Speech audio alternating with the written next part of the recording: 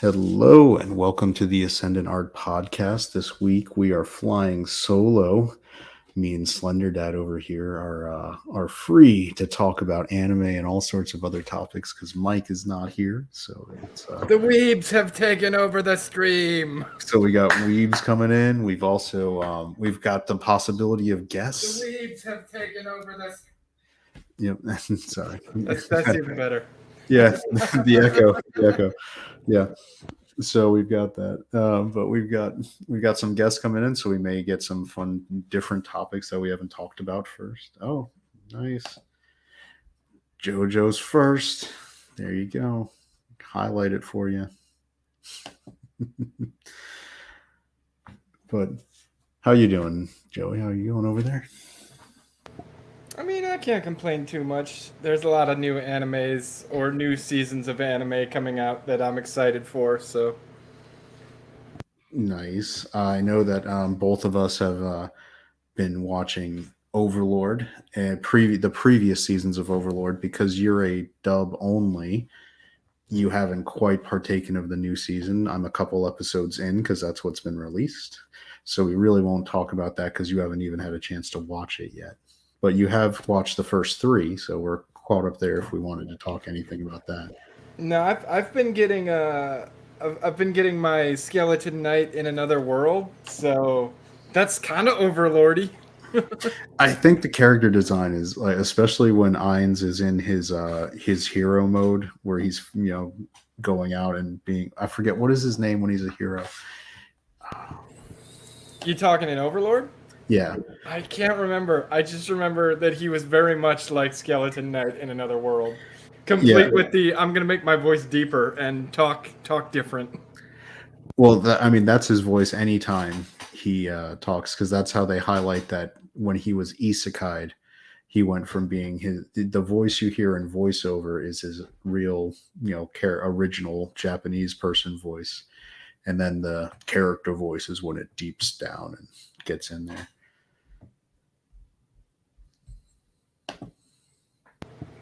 But yeah, I've been enjoying Skeleton Knight.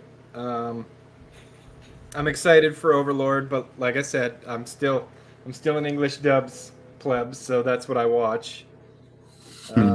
They've got second season of Classroom of the Elite is starting to roll, so that's looking pretty good.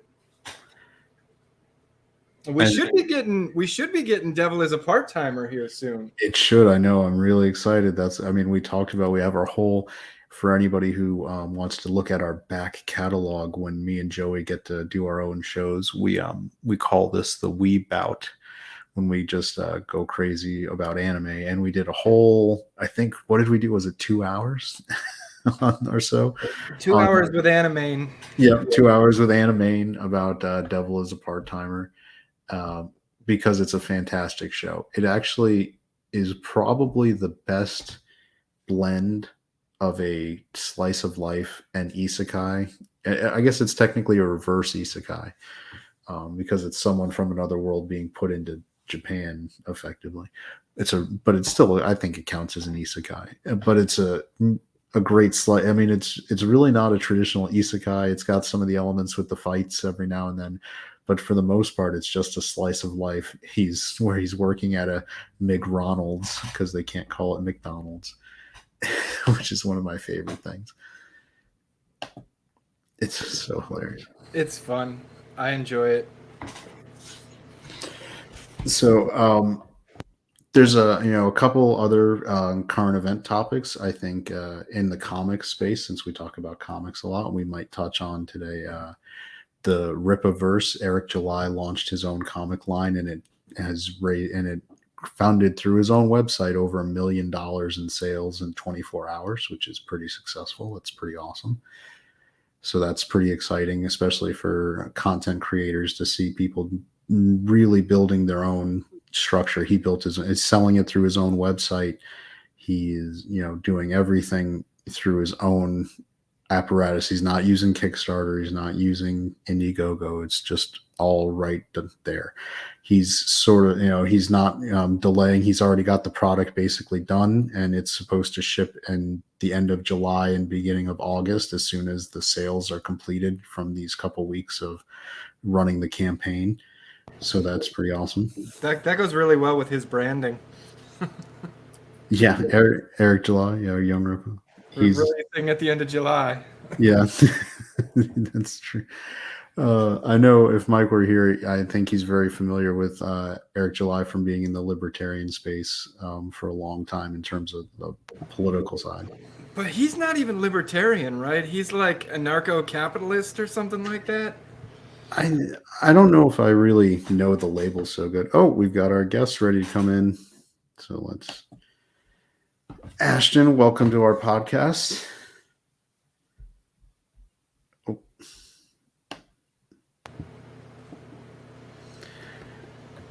Is it muted? It's probably muted. It's probably muted. There.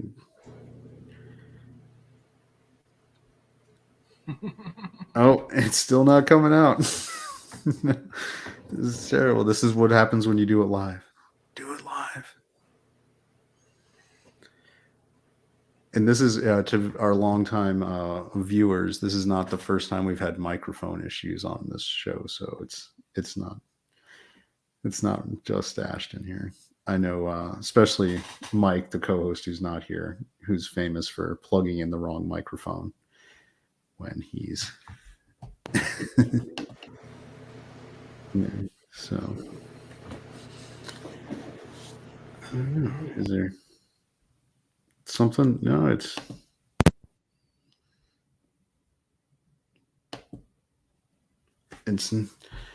Let me see. Now? There we go. Oh, Yeah. goodness. Hearing things. There My we go. goodness. That I'm was so fun. sorry. It's okay. So, Joey, this is Ashton. She is one of the deep lore Harry Potter people I know. And it's fun because you don't talk Harry Potter with a ton of people, so that's great. So Is she aware of my opinions on Harry Potter? Well, this is Did you why just bring her in here to start a fight? I don't care about other people's opinions, honestly. I mean, I know little Chad because I used to be like I'm hated by both sides, I guess. We're not talking about politics right now, but like I'm hated by both sides of the political spectrum, technically. Because I used to be a Trump supporter for like a solid 2 years, and I burned my MAGA hat and was like, I don't want to do it anymore. And now I'm like a feminist, I guess, anarchist, and so now everyone hates me. It's all right. So you're a Ravenclaw, not really a Slytherin. I actually am a Slytherin. I'm kidding. I know. You probably got sorted. It's all good. I did. I've known I was Slytherin since I was 6, though. So my brothers who are, I guess what I like to say is I know Harry Potter lore by proxy because my brothers were the really crazy ones, to the point where when I went to London spring break in college, I got the Harrods version of the Harry Potter books as a set for my brothers because they thought it was the greatest thing they'd ever seen in their life to get the actual English editions. Because people don't realize that even the Harry Potter books are localized for American publishers. Like, so things like Trash Can, Rubbish become Rubbish Bin. Dumbledore's password is not Lemon Drop. It's Sherbet Lemon. Yep. So they really like, that was fun. What was crazy is I got that set before before Deathly Hallows came out. So my brothers had to like order and import the last couple books just to complete their set. They were like locked in. But but I always joked because I was like, I'm gonna be Slytherin, man. I want to get a job when I'm done, and it seems like the Slytherin always get good jobs, they get good pay. Why wouldn't I want to be a Slytherin? It's like I just don't want to be Hufflepuff. That's what I don't want to be. It's funny because like I feel like Hufflepuffs are the nicest people ever. I've never been a Hufflepuff I don't like. Well, yeah. I mean, that's the whole point, right? Is they're kind of the doormats. right? Because in Fantastic Beasts, right, the new one, I think the quintessential Hufflepuff is Newt Newt Scamander. Scamander. Yeah. Here's the thing. I have so many angry opinions about the recent Fantastic Beasts movies that I don't like to count them. I don't know. I liked Fantastic Beasts, but then they lost me at Crimes of Grindelwald and Secrets of Dumbledore. There was so much they could have done instead that I think would have actually appealed to real Harry Potter fans a lot more. And the thing is, Harry Potter fans, most of them, like this isn't just like an unpopular opinion of mine. Most Harry Potter fans do not like Crimes of Grindelwald. They don't like Secrets of Dumbledore. A lot of them also did not like Fantastic Beasts. Like my opinion of Fantastic Beasts is actually like a little unpopular. But there isn't a single Harry Potter fan that I personally know that likes the Cursed Child. I think that is the biggest thing that everyone just hates in the Harry Potter like fan base, honestly. I cannot stand the Cursed Child. The Cursed Child's absolutely actually, now I think about the one I feel like is the most like Hufflepuff-esque, like the one who is like true to being a Hufflepuff, is Cedric Diggory, honestly. More so than Newt Scamander. But I guess, Diggory was a Hufflepuff. He was even, he was generous to the point of dying for Harry. So that was, because it's not like he thought he was gonna die. It's just like he was like, "Who's there?" and then boom, he dies. I worked in a movie theater for like from when I was in high school through college, and I remember I was there screening like Goblet of Fire, and you could look through the little porthole for the projector to see like people's reaction, like as you're supposed to do it to check the screen to make sure everything looks good. But I would go in there, and during Goblet of Fire, when Cedric Diggory just died, and you could tell the people who hadn't read the books because they were just like slack-jawed, like what just happened in my Harry Potter movie. Well, it's funny because a lot of people didn't expect anyone to die in the Harry Potter books because the most that happened was in like the Chamber of Secrets. People got petrified. Like no one died there. It was actually pretty lucky that no one died that year because I feel like that was the most dangerous year of them all. It was just this giant snake moving through the pipes and trying to kill Muggleborns with just its sight. Like that's the scariest thing possible, and no one died. And someone actually dies at the end of Goblet of Fire. That's when everyone's like, "Oh, this is serious now. Like this is where it's starting to walk into PG-13. It's no longer like for kids."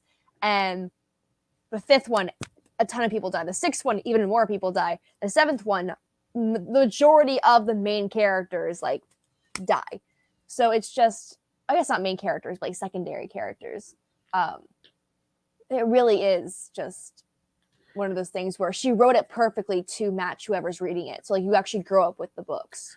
Yeah, that's one of the cool things. Like you could totally with a child, and I've got a 7-year-old son, so I've thought about doing this, basically reading the books to match the years they're in school to like try to correspond it, because technically and giving away personal information, I think Harry and I were technically born the same year, so that 1980? was 1981. So 81, that's right. Yeah. Wait, so no. Harry was Potter he 80? was no, he was 80. His parents died in 81. Maybe that's what I was always thinking of. So when I was in the age group where that was like Harry Potter was like lining up exactly with when you were supposed to be, which is why I thought it was funny. The first movie I think came out in 2001. 2001. That sounds right. 2001. 9/11 just happened. I was in kindergarten. Yeah, that's right. I was in kindergarten. That's when I had my first taste of bullies. Was in kindergarten when I went from preschool to kindergarten. Everyone was bullying me because I was really into Harry Potter and kind of a weirdo and kind of awkward. And everyone's like, when the movie came out, all the kids came back to school because they all saw it after I think a couple of weeks. Everyone's like, "Did you enjoy your weekend, Malfoy?" And all the kids made fun of me because I was blonde. It was awful. So first they make fun of you for liking the thing, and then they make fun of you with the thing because with the bully. Like I was bullied by bullies. As they compared me to, it was just it's crazy. Awful. Yeah, I remember. So it was crazy because when it came out, and you're trying to explain to someone, it's like, well, technically, this movie is supposed to be set in the early '90s. It's not, it's not. I know. And you're when like, I see the costuming, I get really annoyed because I'm like, one, why are most of the people here dressed as Muggles if they're raised in the Wizarding world? Like, why are all the purebloods And even like the half-bloods dressed as muggles. Like, why are people who live in the wizarding world dressed as muggles? And two, why is this so 2000s? Like, whenever I see like the girls in their velour, like juicy jumpsuits, or like they're just like the jackets, I'm just like, oh, this is so 2000s. I remember when the transition started, like, so that was in I believe it was it 3. the third movie, yeah, when It's a Alfonso different director. Cuarón, when Cuarón came on, and he made it a point of having them wear their like street clothes, like their normal. And man, my brothers who were knee deep in it were like so pissed off about that. They're like, so mad. You wear your robes, GD. like it's crazy. I mean, I guess when they're not in class, it's okay, but at the same time, you're kind of sitting there like, it makes sense for people like Hermione to wear street clothes, like muggle clothes. But when the character's not like a muggle born or a half-blood, like, for example, Draco Malfoy is like the perfect character like to use this with, right? He is a wizard, like bred and like born and raised to think that wizards are like superior. So why is he dressed like a muggle? Why is he dressed like a muggle? And why does he support Dolores Umbridge? Because think about it, Dolores Umbridge is telling these students they can't use magic in the hallways or can't use magic in class. And she's basically telling them to learn like a muggle does. If I was a pureblood wizard, right, and I was raised on, don't get me wrong, horrendous pureblood beliefs, and I was told that I could no longer use magic at a magic school, I would be so angry. Like, it's honestly surprising to me that the Slytherins weren't part of Dumbledore's army, but, you know, Green Robe bad and all that stuff. But like, honestly, I feel like Dumbledore's army would have been a Slytherin thing to do, honestly, if we're really sticking to continuity. Yeah, I mean, that's one of the things that threw me off when with us, and the Fantastic Beasts is, I think, more guilty of it because they've taken people who were really established as the professors, like McGonagall, who shouldn't have been born but was in it. She shouldn't have been born yet. She's born in 1935. Yeah, but None she's of already a this makes professor. any sense. She's already a professor, but somehow she wasn't there when Voldemort was there in the 50s, which makes sense when she's not born yet, but doesn't make sense when she's already a professor in the last Fantastic Beasts movies. Yeah, she wasn't even a professor in the 50s. What all this bothers me too is people are like trying to get these theories, trying to make sense of it. Well, maybe she used the time turner to go back in time. I'm like, no, it breaks time turner rules. There's no time turner that can take you back more than a couple hours. So, you know, besides the whole cursed child issue where they're trying to say, oh, we made a time turner that can take you back to any time now. And it's just, nope. I think, and this is something we've talked about for a lot of other shows on this podcast. Time travel is actually a really terrible crutch to use because it might seem like it helps you out, but it ends up breaking your lore. It's a great way to punch your story full of holes. That's for sure. Yeah, I hate it. I honestly wish she never had time travel. It was a great way, you know, I think in mind, but it comes to the point where it's like, well, if there's time travel available for wizards and witches, then there's so many other, like, we could just, like, why didn't Dumbledore, you know, again, apparently there's a rule where it can only go back so many hours. It can't, you know, you can't go back years and years and years. So, like, if Dumbledore were to find out Voldemort was actually, like, a bad guy the moment he found out, he couldn't go back to before he introduced himself to Voldemort. But, like, it makes you wonder, well, why couldn't, you know, people just go back a few hours and save, you know? I mean, it opens up the Bill and Ted questions. Like, remember if you ever watched the Bill and Ted's Excellent Adventure, and where they're like, hey, after we're done, we'll just go back and leave our keys here, so they'll be here. Oh, what else do we do? We'll leave a tape recorder, and then it's a joke so they can get out of the police station.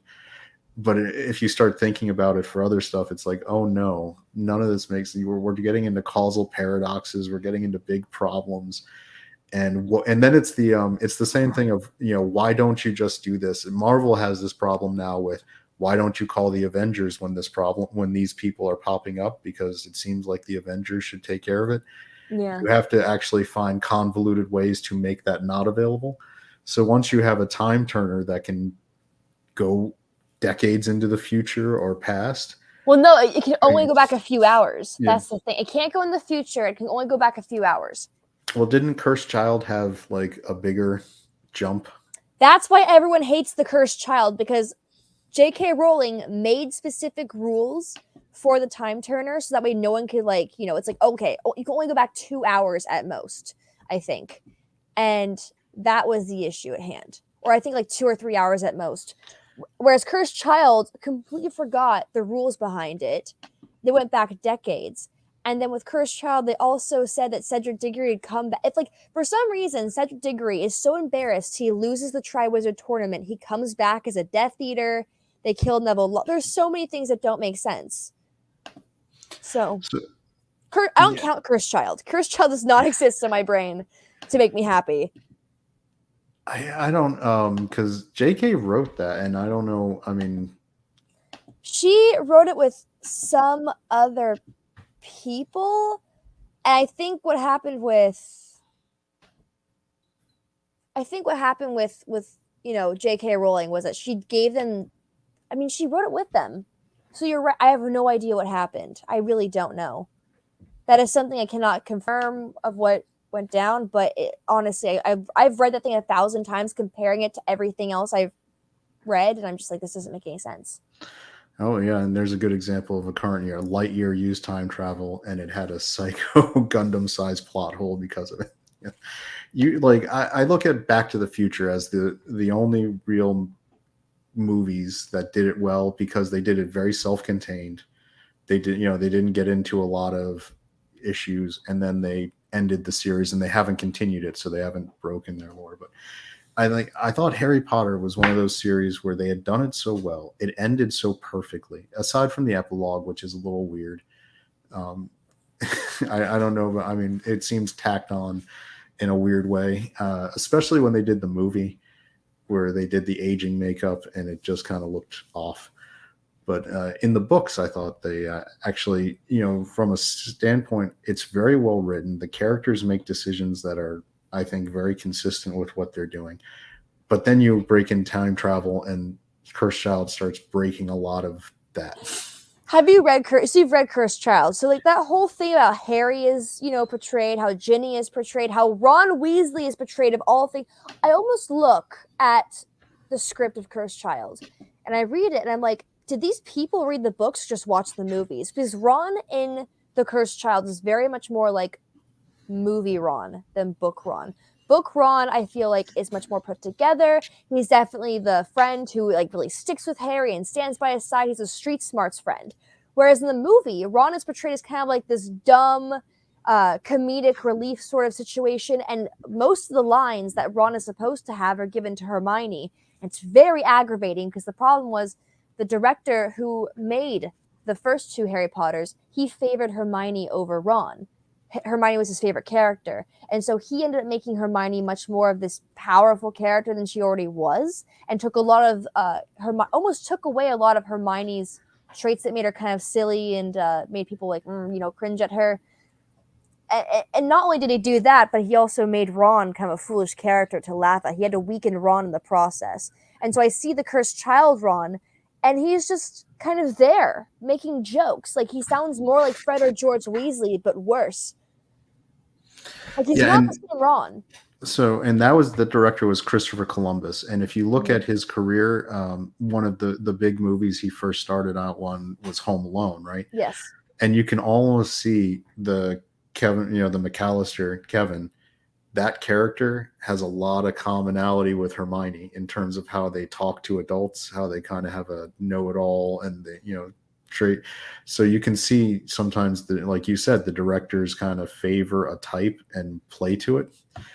And not that I have any problem. I think Chris Columbus was given a Herculean task to like those books were so loved. To make those first 2 movies, he had to basically hit a home run just on everything. So I give him a little bit of a pass where he, with that, but I think that the task, I mean, if you go back and you were a little younger, so you weren't as maybe, feeling it, in terms of how, especially I worked at a movie theater. That was like, we were building up, we had posters. People were trying to steal the teaser posters out of our poster cases. We had to like actually put them in the ones that locked so that people wouldn't do that. I maybe, as the manager of the theater at that point, made sure that I got a couple, but that doesn't mean that other people should have just stolen them. But Harry Potter was huge. Like those books, when they got released, there were midnight launches at Barnes and Noble, and there were hundreds of kids sitting outside waiting to get books. So to be the director who's supposed to like put that on screen and make it successful, I mean, we've seen a lot of books that were really popular bomb when they get converted. I think of his Dark Materials, like which was another really popular book series for kids, and it just was such a clunker when they made it into a movie. And they were trying to pull the Harry Potter vibe with that. They already had plans to do the 7 or 8 movies. So I kind of give Chris Columbus a lot of credit for Oh, I having love been what as Chris Columbus successful. did. Yeah. I am not insulting Chris Columbus at all. What I'm saying is it's really sad what they did to Ron in order to make Hermione sort of like this I guess higher up character. I mean, she was already a great character, don't we? I've always loved Hermione, but I felt like we didn't get a true Hermione in the movies sometimes, and we didn't get a true Ron, unfortunately. I enjoy that Harry is much more of a blank character, honestly. And I do give like Harry a lot of flack, just because I just enjoy making fun of Gryffindor characters in general and main characters in general, because main characters are so blank slated that like as the reader you're sort of forced to not give them any flack. And so I find it challenge. Like I made a whole video making fun of Harry Potter. And I'm like, he's the chosen one, but at the same time, everybody loves him, and he didn't kill Voldemort. His mother died for him. Like I just like to give him a lot of flack because it's. But really, my favorite characters usually are never the main characters. My favorite character when I first read that book series actually was Hermione, because I did relate to a lot to her, as annoying as most people found her at the time. Because at the time, everyone's favorite character was Ron. My favorite character was Hermione because I felt a little bit like Hermione in many cases, a bit of the outcast of the outcasts, if you will. And when I saw that Ron's character was so different, I wasn't too annoyed because, again, I was like 6 years old when I saw the first film. But later on, as I got older, it really bothered me how much they changed Hermione. They really, I don't know, they sort of dolled her up a little bit, and she wasn't flawed anymore. And I like flawed characters. Snape is one of my favorite characters because how flawed his past is. I like Dumbledore because of his flawed past, which we still don't have a movie for based on, by the way. Very angry about Secrets of Dumbledore, not focusing on Dumbledore enough. Yeah, there was like no secret of Dumbledore. Yeah, what is his secret? That he's gay? We've known he's gay since 2007. But the other thing is, it was more his brother's secret. Like it was. I mean, if you want to go into I guess technically Dumbledore's a last name, so it didn't It's say. Ava Force movie. But even then, it's like the Crimes of Grindelwald. We still have no idea what his crime was prior to the Fantastic Beasts movie. Because remember, they tell us Grindelwald is this evil wizard, right? In Fantastic Beasts. We still have no idea what he did to Fantastic Beasts prior to Fantastic Beasts to make him so evil. We only know that in the second film, Crimes of Grindelwald, that in that film, he wants to like start this revolution against the Muggle world because, oh no, they might start a Holocaust, heaven forbid. By the way, if your villain, if he wants to stop a Holocaust, you might want to rethink who your villain is. Just saying. But I still have no idea what Grindelwald was so evil for. Before Fantastic, we still have no idea. And Secrets of Dumbledore, I was really hoping they were going to focus on the story of Dumbledore becoming close to an evil wizard. That's the thing. No one ever talks about the fact that Dumbledore was so close to becoming an evil wizard alongside his gay lover. Where's that movie? I mean, he was effectively an evil wizard. I mean, he was hurting people, doing what he wanted. What I also think from a Harry Potter lore standpoint, by these movies, Grindelwald already seems to have the Elder Wand, and there's no explanation. I mean, that would be an interesting, like how did he get? I mean, you allegedly through the lore, you can only get the Elder Wand by beating the person who possessed it, and well, that also doesn't make sense either, because apparently it's not just the Elder Wand; it's all wands, which is how Harry gets Draco's wand, and somehow that means he gets the Elder Wand as well. And what didn't make sense to me is Snape killed Dumbledore, right? So, but the Elder Wand goes to Draco because Draco disarmed Dumbledore. Disarmed him, but then, Harry takes Draco's wand not by disarming him through magic, but just by taking it. And so it's very confusing because then that means not only is he the master of Draco's wand, but Dumbledore's wand as well. And I'm thinking to myself, well, that's kind of a stupid rule because that means anyone who can just snatch someone's wand out of their hand or pick up their wand when they drop it is now the master of that wand. Yeah, I'm thinking like, there's got to be times in the history of Hogwarts with Dumbledore as the headmaster, like McGonagall handed him his wand because he just left it on the table or something. Does that mean McGonagall's now in charge? I mean, Or like if some bully takes someone's wand away and snatches it away from them, or does that mean they're the master of that wand? That's horrible. well, That's and a also, terrible rule. but then you look at somebody like Snape, not Snape, Voldemort, right? He was, as Tom Riddle, he was around Voldemort, and Voldemort had the Elder Wand at that point. He had already beaten Grindelwald and taken it. If it was that easy to take the Elder Wand, why couldn't teenage Tom Riddle have done it? Like if you could just pick it up and walk away, that it doesn't make I sense. also don't like. Also, if you look into the lore for wands, right? Draco Malfoy's wand was unicorn hair, and unicorn hair is very loyal to the wizard, or at least what they stand by. And so it makes no sense to me for him to lose his wand to Harry. And a lot of people have argued, well, maybe the wand knew what Harry was going to do, and maybe the wand was a reflection of Draco Malfoy's somewhat inner character. Maybe because the Malfoy family obviously didn't want Voldemort to come back. They were very upset about it. They didn't go looking for him. They only sort of rejoined Voldemort's army as a way out of fear. And so maybe Draco Malfoy secretly wanted Voldemort defeated, and so his wand just kind of took. I don't know. There's so many theories behind this, and nothing makes sense. So, Joey, have you ever deep dived on wand lore that much? No. Now because you're writing your own book and it's got a magic system. I mean, is this stuff where you have to think about that? Like when you look at, Harry Potter is probably the most famous magic-based series of books in the world. I have not delved too deeply into the ideas of my conduits being sentient, so I haven't had to worry too much about what Damocles' staff is thinking, because it is not a thinking being. Because I think, like Ashton's saying, that it opens up a lot of problems if you start giving your inanimate objects agency. Like, that's a problem. Well, the whole especially joke when is it's something that you have to have that in your head at all times. And clearly, it was like I thought of it when I needed it, and the rest of the time I ignored it. That's bad storytelling. Well, the whole joke is that the wand chooses the wizard, right? And that's the first thing that Ollivander says to Harry when he gives him his wand, when he first gets the wand.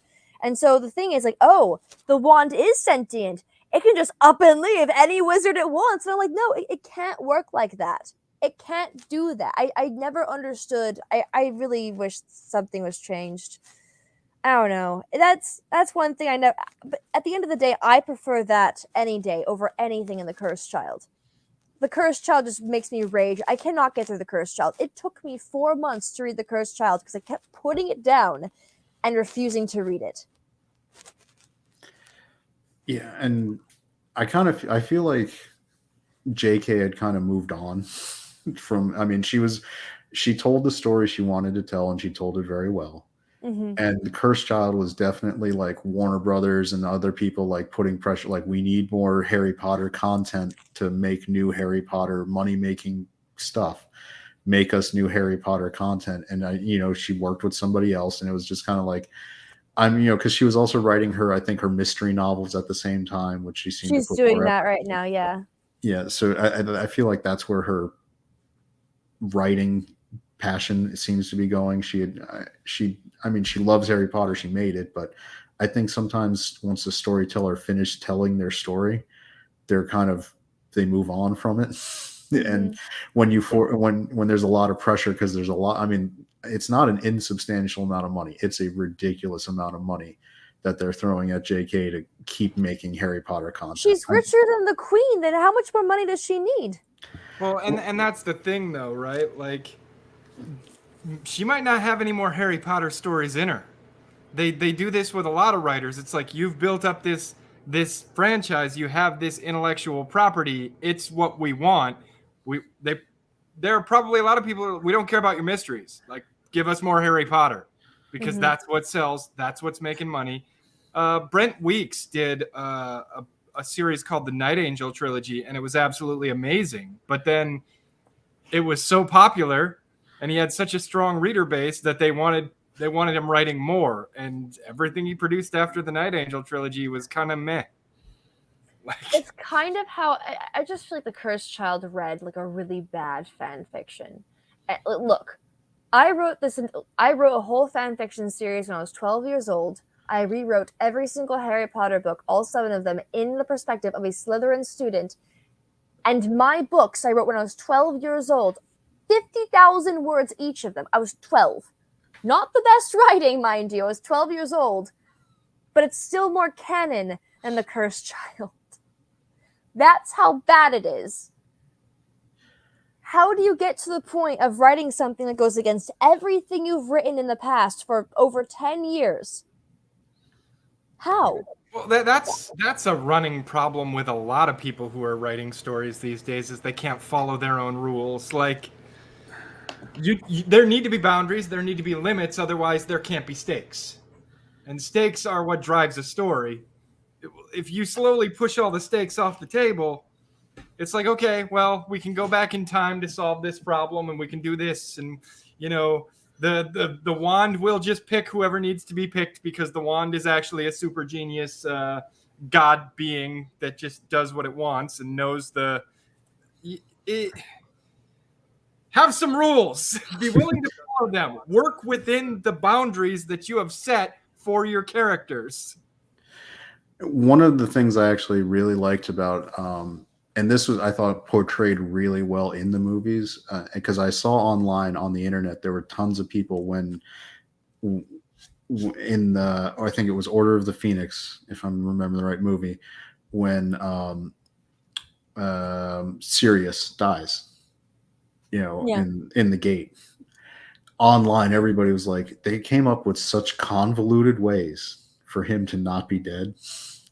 It was, I don't know, Ashton, you may not have been old enough to like be knee deep in like the people like on internet forums circa that year, but people would spend, it was like pages long, diatribes on how When did that Sirius movie isn't come actually out? Order of the Phoenix. That was like 2007? 2007 or 2008, because it went like, Yeah. there was like one a year, and then they took a That little was around break. the time I was writing fan fiction. So I was definitely on the internet at that time. And I just remember everyone being so upset with that movie, because these were people who didn't know yet, because they hadn't read the books yet, trying to think of different ways Sirius wasn't dead. Because the thing is, Bellatrix did not Avada Kedavra him. What she did was she zapped him, and he fell backward into the veil. Yep. She didn't purposely kill him. That's what a lot of people forget. Of course, it was changed to the books. The same thing with Jason Isaacs. Before he's about to cast a spell on Harry Potter, his character went Avada Kedavra. Like, that never happened. A lot of people who've only seen the movies and never read the books are the ones who always think of the craziest theories that just do not make sense. I remember when the scene was exposed from the 7th book, for the 7th or maybe 8th movie, I guess the 8th movie, which represented the 7th book, and all these girls who are in love with Draco Malfoy are so convinced at the scene where Draco Malfoy, it's a deleted scene where Draco Malfoy throws a wand to Harry Potter is in the books, and it's not. Why are these young girls lighting? Well, because Tom Felton got hit by puberty like a truck. And all these girls want to marry Tom Felton and want to marry Draco Malfoy. Heaven forbid. Why? Don't know why. Other than he's cute and they want to kiss him. I would never date Draco Malfoy. Horrible idea. Yeah, he's not really He's not really a good boyfriend person. material. Yeah, he's not a he knew enough to like he's the kind of person who was bullied clearly at home, right? And I don't agree with that statement. Because you read the books and he's like, I can bully father into buying me a broomstick. And like, that doesn't sound like a kid that's being, mistreated at home. true. Because the thing is also, what's his face? Lucius Malfoy. I don't think abused Draco. A lot of people have this idea from fan fiction as well. Lucius Malfoy didn't have a cane in the books. He didn't smack Draco around the cane in the books like he did the movies. Like, that was something added by Jason Isaacs. And Jason Isaacs even said himself, he disliked Draco Malfoy so much that he wanted to make it so people felt bad for the character because he didn't want Draco Malfoy to be completely hated. So he kind of pushed him around in character a little bit. But in the books, Lucius Malfoy goes to all ends just to make Draco Malfoy happy. He was a spoiled little git. I don't think he was ever, physically hurt his home. So I think Draco Malfoy was very insecure, very jealous of Harry Potter, jealous of the fact that Harry Potter chose Ron Weasley, this poor boy from a very poor family whose father was, in the Muggle department at the Ministry. His whole family supported Muggles, so they were quote-unquote blood traders. And so poor Draco Malfoy can't help but think, why does Harry Potter, the most famous wizard, want to be friends with that poor Weasley, whose family is full of blood traitors, unlike me, a pure blood rich wizard, because his entire life he's told by his father being pure blood and rich is the best and most important thing you can be. So Draco Malfoy doesn't want to think, oh, my father's wrong. He wants to think Harry Potter is stupid. And so then Harry Potter befriends this Muggle-born girl who's better at Draco Malfoy. Draco Malfoy is second best in his class behind Hermione Granger. So of course Draco Malfoy is like, how dare Potter befriend this Muggle-born who, and he's obviously jealous of as well because she's doing better in school. I mean, Draco Malfoy is a very insecure, jealous little boy, and that's what it comes down to. I think I wouldn't be surprised if Draco Malfoy did get bullied by older Slytherins, just because if you're in my personal opinion, if I was, sharing a common room with this boy who relentlessly talks about Harry Potter over and over and over and over again and makes up these wild stories about how he's going to get Harry Potter expelled and how, I can just imagine Draco Malfoy running into the Slytherin common room screaming, Hagrid's got a dragon in his house! Hagrid's got a dragon in his house! And all the Slytherins just laughing at him because the idea of someone living in a wooden house having a baby dragon is absolutely ridiculous. I wouldn't be surprised if Draco Malfoy was a bit laughed at in his own common room, and so he went out of great lengths to prove that Harry Potter was the worst. But that's about it. I think he was very jealous and very insecure as a character, and that's all it was.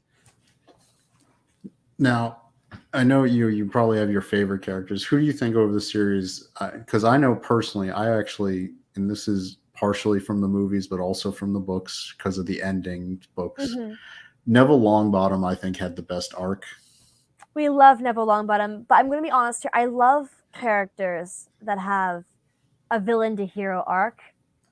I also love characters that have a hero to villain arc, but not as much as I do the ones who have a villain to hero arc, because I feel like everyone kind of goes through that. I feel like, everyone makes mistakes and everyone's very flawed and everyone, has their bad guy side that comes out every once in a while and that needs to be worked through. I love Snape.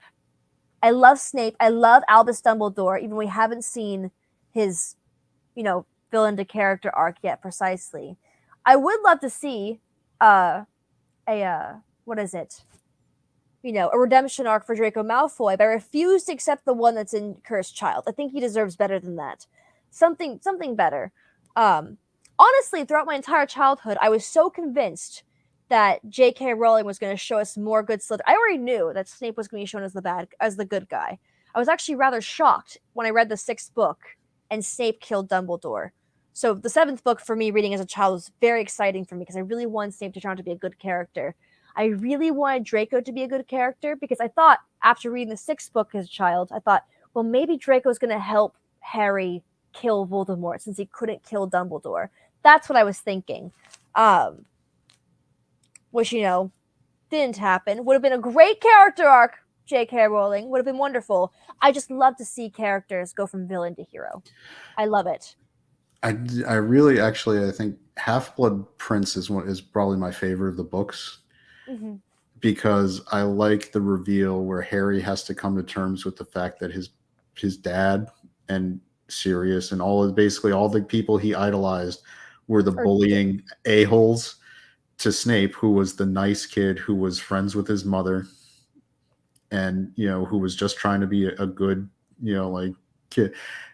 I thought that was such a great storyline and very rarely do they add depth like that, especially for kids. And that was an example of J.K. aging the books up as as the kids aged up. But like, because it was at that age where Harry would have been maybe old enough and mature enough to kind of process that information, that Yeah. that oh my god, my dad tortured Snape, and no wonder he didn't like me. And then what's great is you get that, when you build on top of that, where you get to Deathly Hallows, where they have the reveal, where he was always in love with Harry's mother, and because Well, not Harry had, just that, he went out of his way to make sure Harry wasn't killed and like yeah, hid them. and that Dumbledore was willing to, like, he's a Horcrux, we should kill him when the time's right. Like Dumbledore was like, this is going to happen. He's got to die when we're ready. And Snape was the one like, what are you, dude? You can't just kill this kid. Like it, and all. I love that because that had the that you could see, as Dumbledore's character, you could get the you could see the old Dumbledore from when he was supposed, from his younger years, where he was willing to do things to, like, Yeah. it's always what it was hinted at. And like you said, we did not get it very well in the Fantastic Beasts movies, that Dumbledore was, at least for a good while when he was younger, right there with Grindelwald, ready to do whatever he felt like he needed to do to take power and be, the guy in charge, and that they were going to do it together until I guess the storyline change of heart point was when his sister, Yeah. passed away. Well, she died because I think it was because him and Aberforth got into a fight, and it, Yeah. And it's really funny too because Dumbledore is also the one who's like, you need to be the one that kills me and not the Malfoy boy. And I always assumed that like he was saying that because Malfoy had some sort of redemption coming, and we never got it. Yeah, because they do say, if I remember right from some of the earlier books, that when you do the killing curse, it taints you.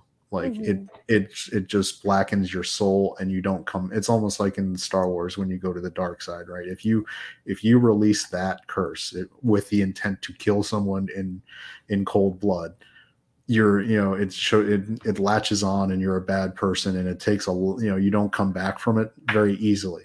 So you're right. It seemed like maybe Dumbledore was trying to keep Malfoy from doing that, so that he didn't, like, because we've talked about this in our show before, like, you don't want, especially hero characters, you never want them to do something they can't come back from in your story.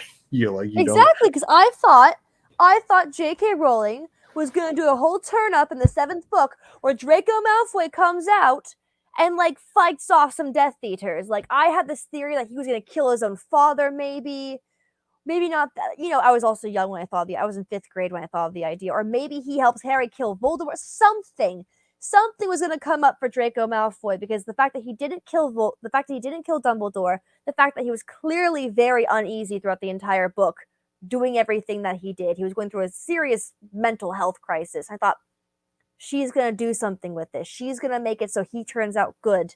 And nothing at all. Made me very sad. I still love her writing. I still think she thinks she's one of the greatest writers of this modern generation.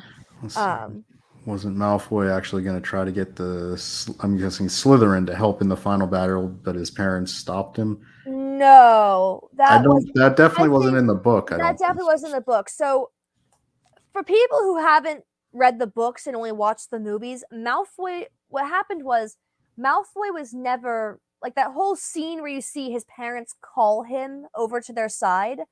I never liked that scene because, think about it.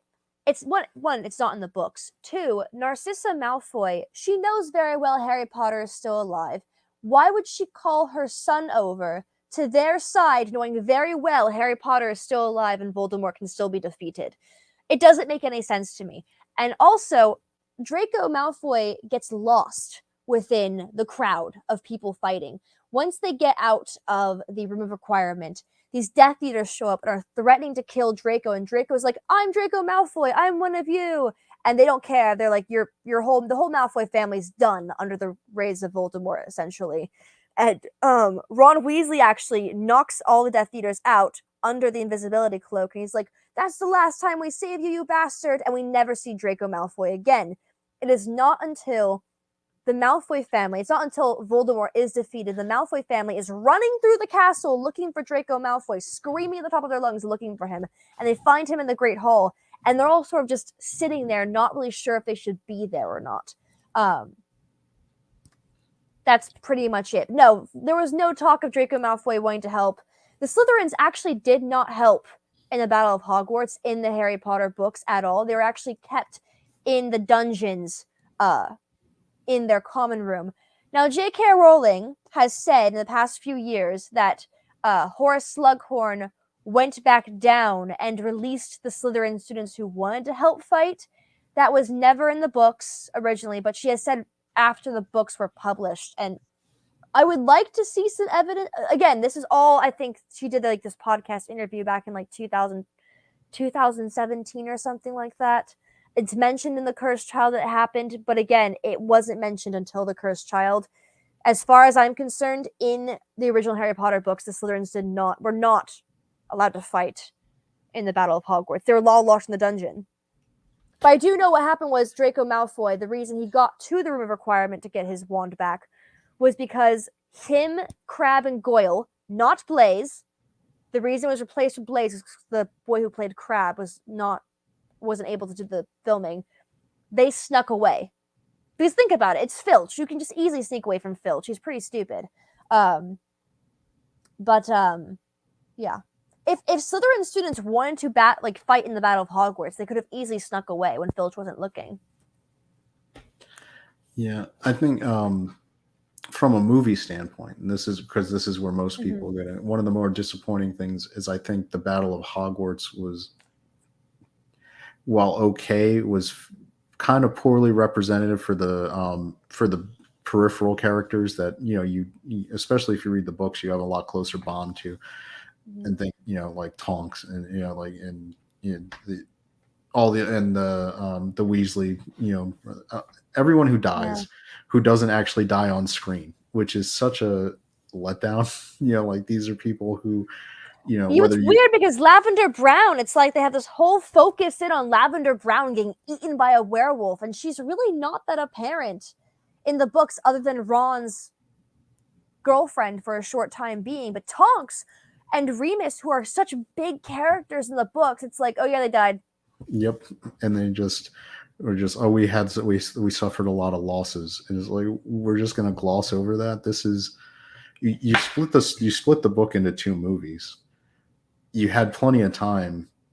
You could have, I think, especially if you look at how long they, and I like the way they did it in the first Deathly Hallows movie, where they drew it out so you could see, from a cinematic standpoint, the pressure, the Horcruxes, very almost Lord of the Rings like, where they're having the negative influences, and they help build that up from a movie standpoint. But you had a lot of time between these two movies where you could have maybe found 5 to 10 minutes of screen time to help give these people a ceremonious ending, so to speak. They get I think that was always one of the things that sat like really poor with me was because in the books they do, you get more. I mean, it's easier in a book to do as much as you want, but at the same time, these were beloved characters, and you just kind of screwed it up with that. Nitpick, I suppose. I mean, I do think for the most part, for the movies as adaptations of the books did about as good as you could. For the most part, they're about 90%. There's about 10% I would nitpick and probably change, but 90% they did it well. I think the casting was good. I think we talked a little bit about that when we talked about Hermione's casting, which was an interesting thing. I think sometimes you're talking about where Christopher Columbus had his favorite, because I think the actors they chose and who was strong and who wasn't also lent itself to what they kind of shifted to, and Emma Watson was probably the strongest actor out of the three and could deliver could handle like delivering line. And we Joey Slenderdad over there, we've talked about one of the great things about Hermione as a character, especially in the movies, is she's a perfectly built exposition machine. Yeah. Like and She is like, you can assume, yeah, what the answer is because Hermione just read it in a book. and She just she'll read it in a book. yeah, and she'll say, and it's so in the character that they built that you don't even question the way she would say, I just read in Hogwarts a history that this Mhm. room is this and that and the other, and you just get that information, and it's perfect, and it's like in a lot of other stories. I do enjoy that's what they used for Hermione for. I think it's actually quite brilliant. My biggest and a lot of people have issues with Emma Watson playing Hermione Granger because she's quote unquote too pretty to be Hermione. I will say this: Emma Watson is not who I expected to play Hermione Granger. I definitely expected a much more not plain looking girl, but just nerdy. Like not exactly like a Mia Thermopolis from Princess Diaries. That kind of girl, very shy, very a little insecure, a little bit, timid. Um outside of the classroom. In the classroom, very brilliant, very sort of mouthy, but when she's outside the classroom, very shy and a little bit, not fully there. Emma Watson, I think, did a brilliant job as playing Hermione Granger. I don't think anyone could have done it the way she did. I'm going to bed before either of you gets a silly idea and gets us both killed, or worse, expelled. No one else could have done it the way she did. I really don't think so. But I do wish, they didn't do Ron the way they did. Yeah, I mean, I think that's also part of the actor's natural talents lent itself to kind of slapsticky humor, and I think Rupert Grint is actually a great actor, and he's actually getting a lot of roles right now playing villains. Funny enough, I think it has to do with the fact that Christopher Columbus, like you mentioned earlier, he did a lot of movies like Home Alone, where there is a lot of slapstick comedy, and so Rupert Grint's, Ron was the third. You have the smart girl, the leader of the pack, and you need a comedic relief for the third, and he just happened to choose Ron to play that role. It didn't add up with the movies, in my opinion, but with how Christopher Columbus has done movies, there has to be a comedic relief. Now, that could have been stuck with Neville, because Neville actually was the comedic relief for the first film, or for the first book. But because Neville's part was cut out so much, I mean, Neville goes into the Forbidden Forest with Harry and Hermione. yeah, they definitely didn't do that when they were making the movies. Just were like, we're going Ron, Harry, Hermione. That's who's going to be on screen. They really pushed Neville out of everything. I mean, he's basically the boy who keeps forgetting his toad in the first film. Neville was very much forgotten in the first film and the second film as well. It really just breaks my heart because Neville is, I think, I also relate a lot to Neville as well. I never related to Ron, now I think about it. I've always related to Hermione, Neville, and Harry. Mostly because Harry, I had a really bad at-home situation, and I had a horrible cousin who was just mean to me all the time. But yeah, I think that was making him live under the stairs and doing all that. That was interesting. I mean, I do think that it was obviously played up to try to build up the why Harry. It's a great storytelling dynamic because it makes it easy for Harry to be the kind of person who would latch on to any family figures he would get, which is one, and it plays down later in the Harry Potter series when he latches on, I think, clearly inappropriately to Sirius. Not inappropriately because Sirius he's an uncle figure, but more because he never really was around Sirius enough to have genuinely had that kind of close relationship. He just assumed it because Sirius is basically his stand-in dad, and he wanted it so bad that what struck me on that for that character interaction was that Harry was almost like he was in love with the idea of having a father, and Sirius was going to be that father. And even though, if you look at even in the books, they never really have a ton of interaction to have developed that bond. Like, Sirius talks to him a few minutes at a time and then leaves, or when the Order of the Phoenix is around and they're at his house, and, they touch on like, oh, we're going to live together when you're done. It'll be awesome. Peace out, Harry. I got to go do some stuff. And, yeah, and Harry is like, isn't he awesome? He's going to be my dad. Like that's, And That's but kind of how I feel about Hagrid too, and Dumbledore as well in some cases. Hagrid is a problematic character because they don't show this in the movie, but when Draco Malfoy first meets Harry Potter, and it's not at Hogwarts, it's actually in Madame Malkin's when they're getting their robes fitted, and Hagrid looks through the window and is like, looking for Harry. He's holding up 2 ice cream cones, and Draco Malfoy's, who's that strange man looking through the window? And Harry Potter tells him, "Oh, that's Hagrid. He's the gamekeeper at Hogwarts." And Draco's like, "Oh yes, I've heard of him. He sometimes gets drunk and tries to do magic and sets his bed on fire." And Harry decides he does not like Draco Malfoy saying horrible things about Hagrid. But if you think about it, Draco Malfoy is very much right about Hagrid being a drunk and very irresponsible, because Hagrid, once he gets out of Gringotts Bank, automatically needs a drink because he didn't like being on those carts. He needs to get a drink from the pub. Throughout the entire book, most of what Hagrid tells to, he gives up the information about Fluffy to the stranger who ends up being Quirrell. He was at a pub getting drunk. When he got the dragon egg, he was in a pub getting drunk. I mean, he is known for revealing all of the information to the trio. He, when he finally gets a job teaching about magical creatures at Hogwarts, he brings in very dangerous creatures. And I don't just mean the hippogriff, I mean the blast-ended scroots. He brings in, adopting a dragon when he lives in a wooded house. I mean, I don't hate Hagrid. I mean, you just can't look at him as a character and think, this is a responsible adult when he's constantly getting drunk, giving out secret information, and bringing dangerous things onto campus full of children.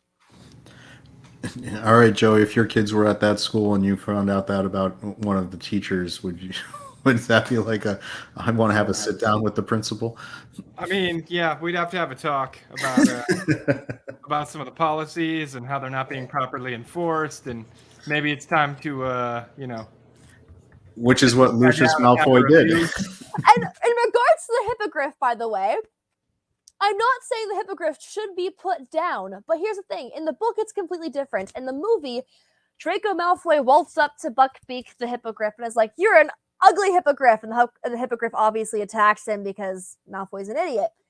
In the books, Draco Malfoy does the whole bowing process. He's petting the hippogriff as he's talking to it, and it slips under his mouth, calling it ugly, like under its mouth.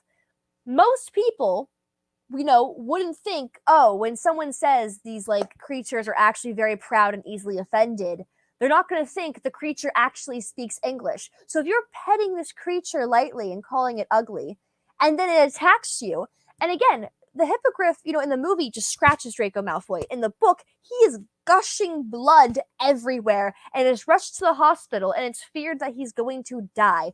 If I was Lucius Malfoy and I found out that my child was attacked by a creature while petting it and is gushing blood in the hospital, I am going to be a little pissed. You're not wrong. I get mad when I see a kid run into accidentally my 7-year-old on the playground, and I'm like, you should have seen that coming. Maybe you say you're sorry, and I'm like, all right, I need to restrain myself. I'm not going to be the parent who tries to run the show. But it's still like, if you go to the next level where it's a giant hippogriff just almost tearing the jugular out of my son, yeah, I'm gonna be like, this guy needs to be fired. This thing needs to be put down. This whole what are you running here? What kind of what kind of clown show is this place that you're doing this, right? It's just very frustrating when everyone's like, Draco Malfoy's so evil because he wants this poor innocent creature to die. And it's like, look, I'm all for keeping animals alive. I'm the first person to tell you that not all pit bulls are the same.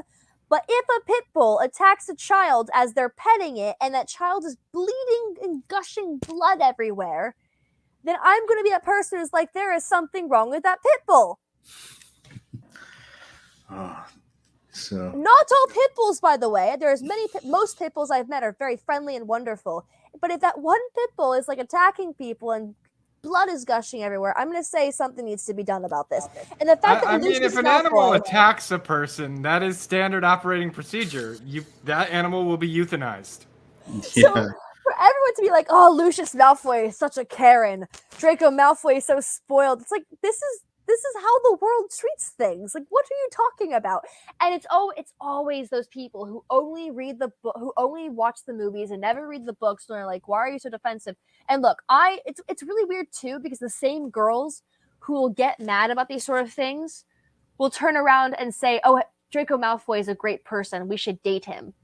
Poor Draco Malfoy. And I'm like, listen, Draco Malfoy is a slimy git. He is annoying, he is temperamental, he is a racist bigot, and there is no reason any girl should want to date him.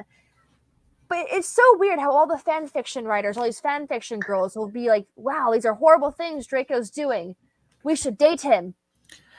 I feel like, and this is maybe from some of the anime, I know Joey might have been familiar with this term. It's something called yaoi, right? I feel like a lot of fan fiction for Harry Potter might more lean into Draco and Harry, unfortunately, which I don't want to see. But no, we don't want Drarry, and we don't want Hermione. Wait, there's a word, there's a couple names for it. It's called Drarry. There's also Hermione, where Draco Malfoy and Hermione are dating, which makes even less sense. And then there's Drapple, where the apple becomes, I think, becomes aware it exists. Like, for some, in every single movie, you see Draco Malfoy with the green apple, and people decide that the apple comes to life as a person, and Draco Malfoy dates it. I feel like that's going way too far.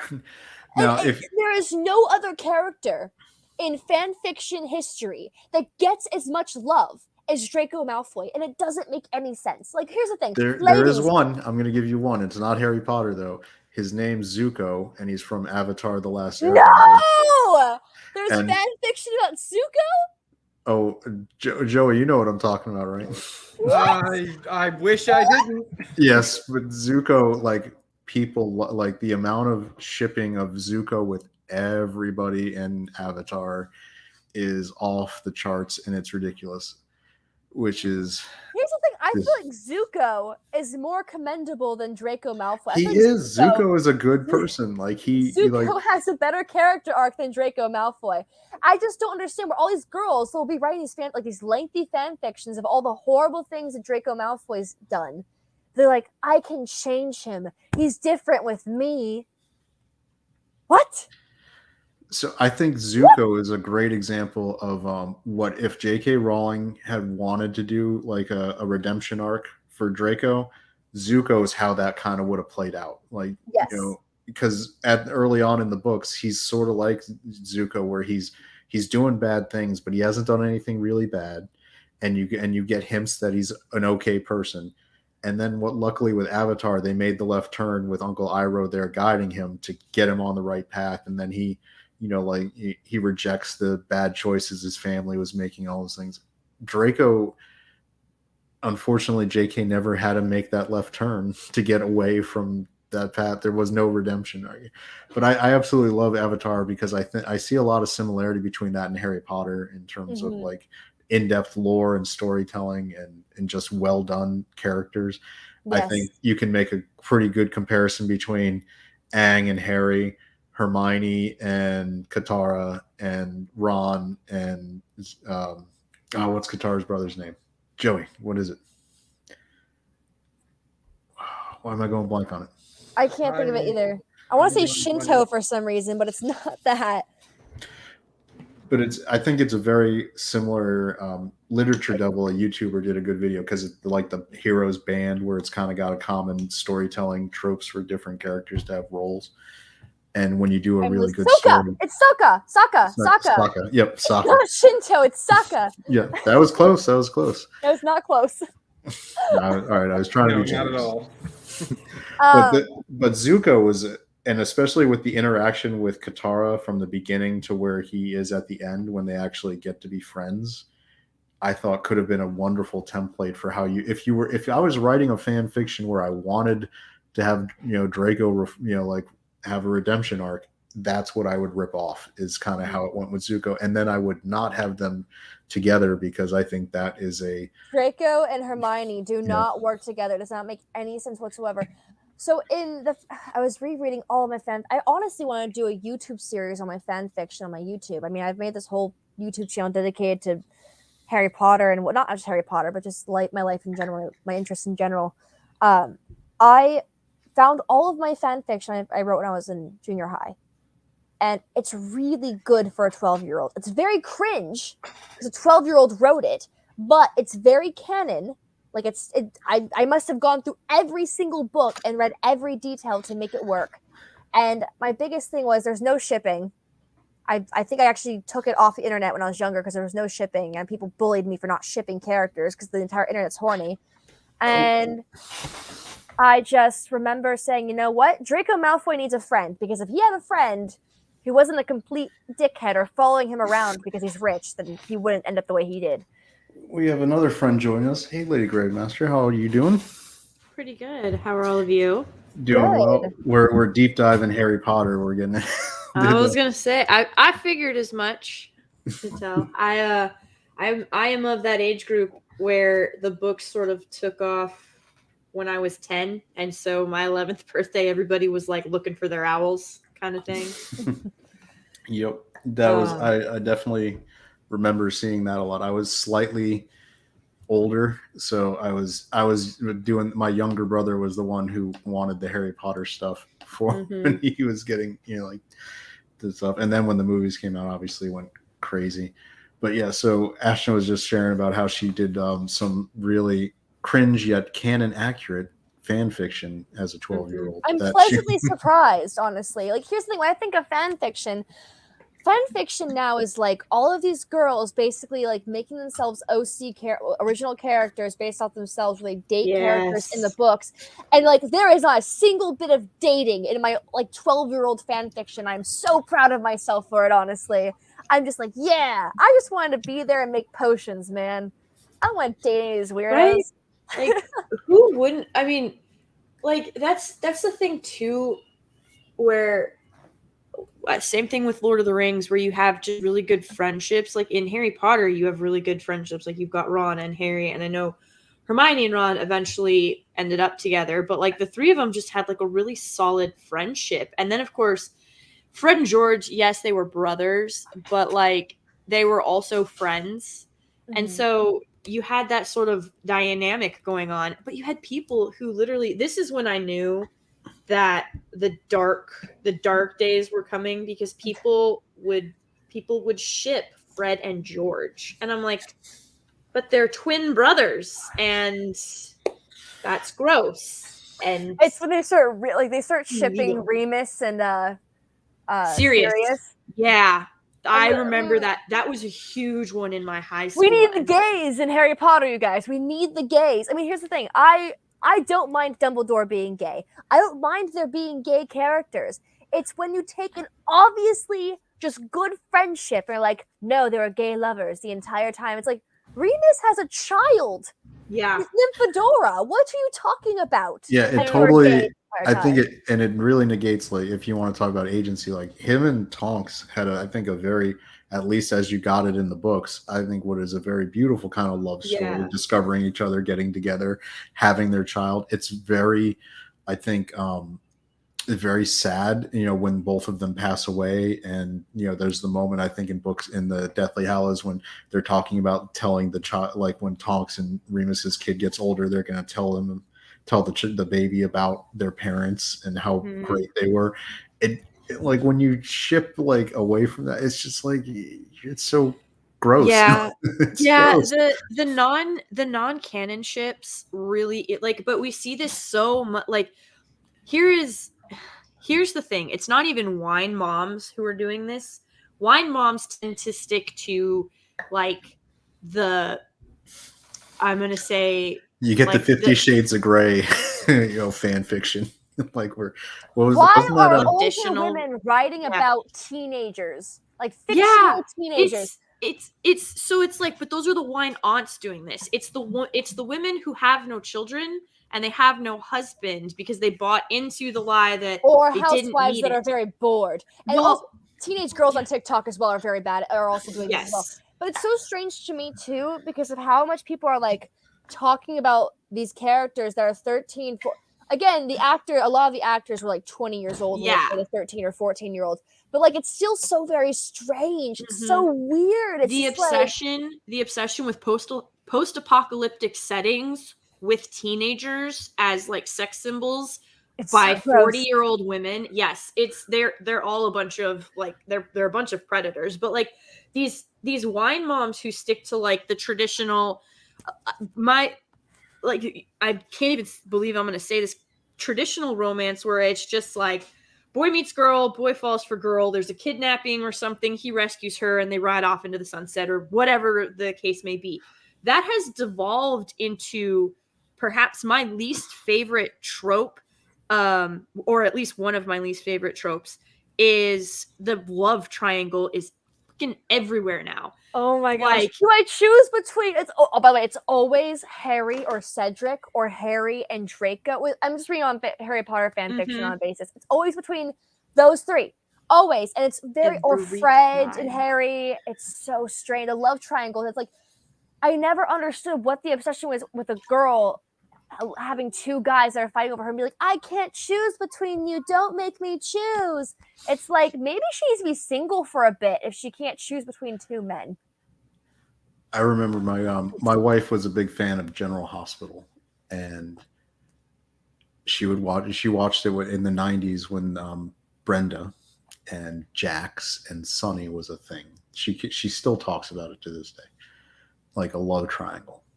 And I was like, so what's the but what's great is she, you know, at least as a fan, she's like, no, there was a triangle, but there was only one right choice. It's like, so it was an obtuse, it was a, oh no, you can't have an obtuse triangle, like if it's a right, yeah, so it'd be an acute triangle because you have a right angle. If you have a right angle, yeah, get it? in soap operas, the absolute best thing to do is to have what's called a quad, where you have two guys and two girls where they're constantly fighting over who's with whom, because it gets the fan bases so passionate that they just tune in all the time. Listen, I spent many an afternoon with my grandmother watching Days of Our Lives. Okay, I'm telling you right now, that is Hope and Billy and Bo Brady. What are you talking about? It was Hope and Bo and Hope, or Roman. Look, I'm just being honest. As a male, I was looking at Billy or Hope. I didn't really care. Hey, you know what? It's fine. No, but yeah, like that's like the crazy thing to me. Like you were saying, Ashton. By the way, it's nice to meet you. Nice to meet you. Hi. Hi. It what drives me really crazy is there's a right way to do a love triangle, but it's where like you have a guy and a girl together, and then there's either a third party girl or a third party guy who's interested in one or the other in that relationship. And then the person that's in the relationship that is their interest says no. Like these love triangles today are all about, like you said, Ash, it's quantity of guys. Like, oh, we need to have men worshiping at Plank of Wood's feet. And I blame Twilight, honestly. I really blame Twilight because this was never a problem until Twilight became a thing. I've never read nor watched them. I really am curious. Like, I want to, out of curiosity for how we devolved so quickly into what we are currently witnessing, because this suddenly, I mean, it went from Twilight. I remember the t-shirts in high school, Team whoever, versus Team Vampire. Edward. Yes. I was never in junior high when Twilight peaked, and like they were selling all the t-shirts at Hot Topic, and I was never into Twilight. Just because when I think of vampires, I think of like Dracula, and I was all the old monsters and whatnot. And Anne Rice. Didn't want ones that were glittery in the sun. No, and my biggest issue with Twilight, I actually enjoyed the first book. Again, I was 12 years old. But the moment the target demo, of course. When New Moon came out, I didn't like it because it felt like the whole thing with Jacob was very forced, and she was just whiny the entire time. And I didn't like that Bella was very much like. And then when I got older, I was like, the whole idea of Bella, going to prom and like judging her friends for wanting to go to prom is really annoying. And I don't know. I feel like Bella was like really the push for not like other girls trope. And that's how I kind of fell out of it, was I realized that Bella was just a toxic main character overall. If you want to have fun with what the problems with is like as a representation, go back to what was that, like 2003-4 era, like through, and look at the number one birth names given to girls from basically that entire 10-year period. And Yeah. Bella and or whatever her name was like all it was in went and jumped into the top 5 and stayed there the entire time when it hadn't even been. And it was like, oh, who are these people having kids naming them after the Twilight people? Yeah, I think that's kind of that's really tragic. But like the thing is, when you get into like Harry Potter and you break it down, the lore is actually really fascinating, and there's a lot there that's intelligent and that you can really enjoy. And sort of, I mean, just like Ashton was saying, you can do a deep dive fanfic into potions class and into like, you know, can you make what potions can you like mix together to make a bomb? What can you do to make a poison? What can you do to make a love potion that's, you know, temporary or permanent? Or if you go deep enough down the potion wormhole, can you could you save someone from werewolfism or something like that? You know what I mean? Like you could do an entire huge lore rich fanfic about that.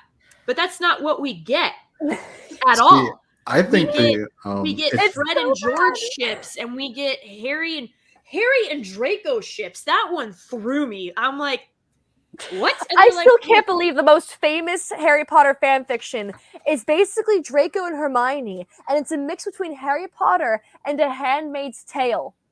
Yeah, I've heard of it. Awful! It's awful, and Draco basically rapes Hermione while she's like in this. It's so bad. It's so awful, and it makes me so angry because J.K. Rowling wrote this perfect world, not perfect, but like this amazing, well done world where she goes into every single detail. You can insert yourself in Hogwarts during that time and create whatever you want to create regarding like I think the fanfiction I wrote, you never meet Harry, Ron, or Hermione, because if Harry Potter is in Harry's perspective, in order to keep Harry Potter canon, you'd have to make it so this character never meets Harry Potter, because you would never know they exist.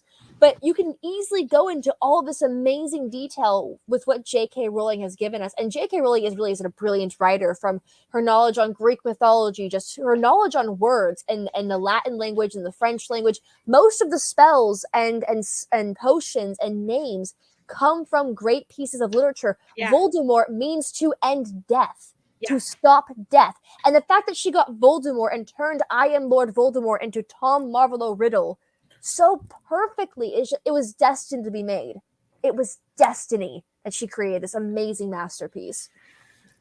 And now she has to deal with people making it into terrible ships and fanfiction. Yeah, I guess that's the price of being a successful author. You're always going to have those kinds of detractors. And because she's richer than the Queen of England and has more wealth than, I think, what is it, like, I don't remember what 3 nations in Europe, but there's like 3 nations in Europe combined, where if you took their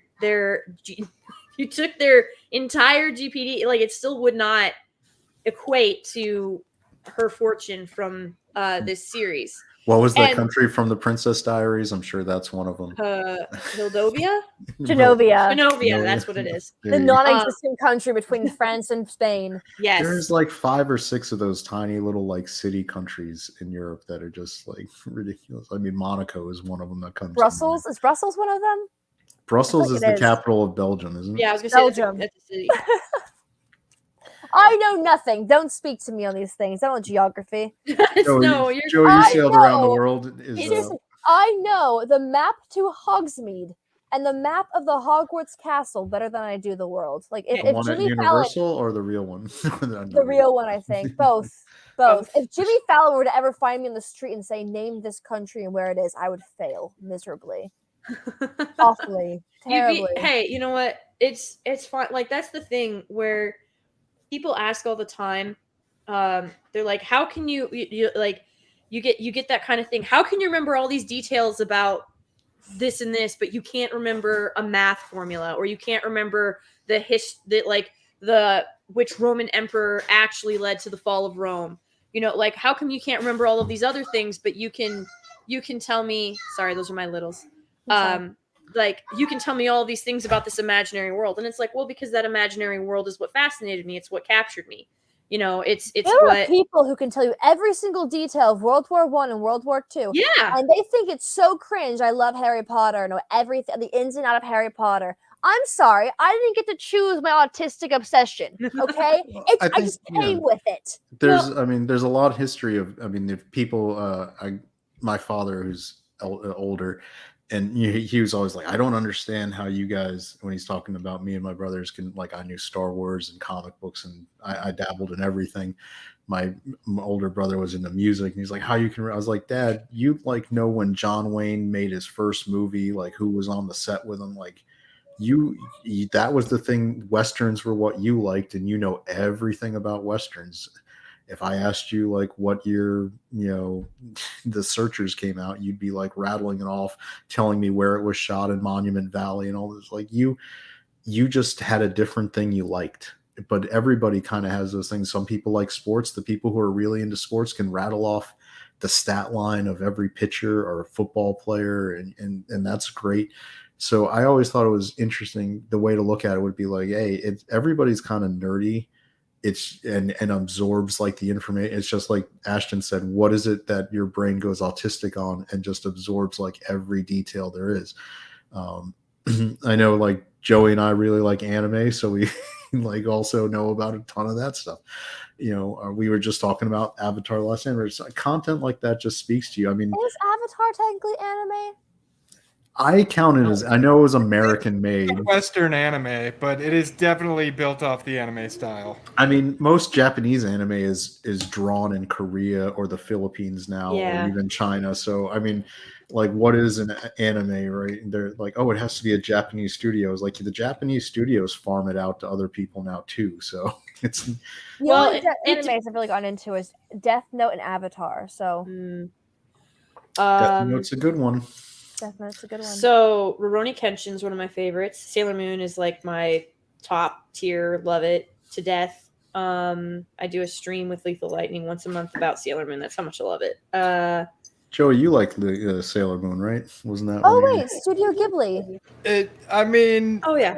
As much as I hate to admit it, yes, I started watching Sailor Moon when I was a teenager to try and learn how to draw Yes. girls. And then I got really interested in the story, and I was like, man, this Tuxedo Mask guy is awesome. Isn't he though? Together. He doesn't get enough love. He is a Chad, and I love Darian so much. Yeah, and he's I've not, never watched he's Sailor not like Moon. a Isn't that bumbling good? idiot. He's actually saving their asses left and right, but he also needs their help on numerous occasions. Like Ashton, I would say that, yeah, Sailor Moon is great. You want to get like the Japanese versions, So- not like the edited American ones. Subs are always better than dubs. But as far as Sailor Moon goes, if you get the '90s cartoon, so Sailor Moon Crystal is on Hulu, but I prefer the '90s anime because it's much more colorful. The new Crystal one seems more muted, and they changed the style a bit as well. But the two best seasons are season 1 and season 5, which season 5 is only available in sub. There is no dub for it, and that is because men turn into women in that one, and there was no way to play that off in America. And the lesbian couple that is in that of the clear lesbian couple that's in the series got turned into cousins. Sorry, 1 second.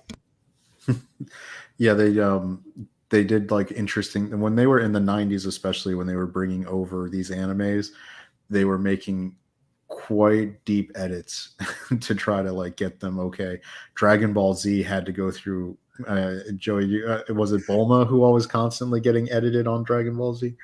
yeah, I mean, there were a lot of things with Bulma that got edited. I don't know if it was in Z or Dragon Ball, but very different anime with the whole Master Roshi aspects. And So, did you ever watch Yu Yu Hakusho? I know it's supposed to be a really good one. I have never watched it. I watched it, and honestly, I was a little bit disappointed because I was getting so hyped up for it. It's really good up until, like episode 29, and they're kind of just like feel taken back by it. But Which one now? Sorry. Yu Yu That's kind of what Hakusho. happened to me with JoJo's I love Bizarre Yu Yu Adventure. Hakusho. Everybody told me that was so good, and I watched it, and I was like, It's alright, but It's alright, yeah. I mean, like, I Yu Yu Hakusho at first. I'm like, whoa, this guy's a ghost. He's dead. And like, I'm watching episode 29. I know it's episode 29. For some reason, it just lost me. Right? Because Dragon Ball Z. So that's when the Dragon Ball Z craze hit, and so they turned it more into Dragon Ball Z as opposed to Yu Yu Hakusho. Yeah, because Yu Yu Hakusho is about like you gotta battle these different demons, and I'm like, where did this Yeah. come from? I'm just bored. They get back closer to form towards the in the last season. It gets back to more of its roots, where he's a spirit detective and stuff like that. It's sort of more into this weird, almost like a cross between Pokemon and Dragon Ball Z kind of. Between the tournaments and the rankings and like all of this stuff, it does get a little bit bizarre, but I frankly love it. What almost ruined Yu Yu Hakusho for me, to hit back on the topic we hit earlier. So did you get far enough to see Hiei and No, Kurama, the fox demon and all that? Okay. Yeah, so you have Hiei and you have Kurama, and people shipped the two of them together, and it's two dudes, one short, one's tall, one has a rose that he can turn into a whip, basically like a rose vine whip, and Hiei basically just like sucks life out of the vicinity. That's kind of just what he does. Yeah. But yeah, they started shipping them. Like there was a huge corner for that on fanfic. What one is it? I can't remember if it was like fanfic.net or whatever it was, but that one was bad. That was so bad because they're like, why are they making Hiei fall in love with so and so, or why are they making Kuro, like, this is what needs to happen, this is what the fans want. And I'm like, no, it's what you creepy, weird, thirsty individuals that make up like negative 0.2% of the fandom want, and it's terrifying. Please go elsewhere. 1 second. It's also funny because Yu-Gi-Oh! I've never gotten to Yu-Gi-Oh! I feel like because Goku just wants to fight not Yu-Gi-Oh! Sorry, Dragon Ball Z. Dragon Ball Z, Yu-Gi-Oh! I am getting everything because I was thinking about talking about Yu-Gi-Oh! For a hot minute, and now I'm trying to talk about Dragon Ball Z, and I keep thinking of Yu-Gi-Oh! The heart of the cards. And he recently passed away. The writer for that, he recently. Really? For Yu-Gi-Oh? Yeah, I loved Yu-Gi-Oh!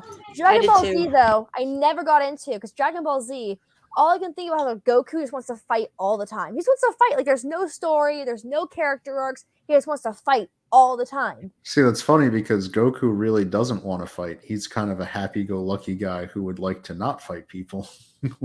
he wants to fight. He just doesn't want to fight to the death. Yeah. He just wants to spar with people. Punch forever.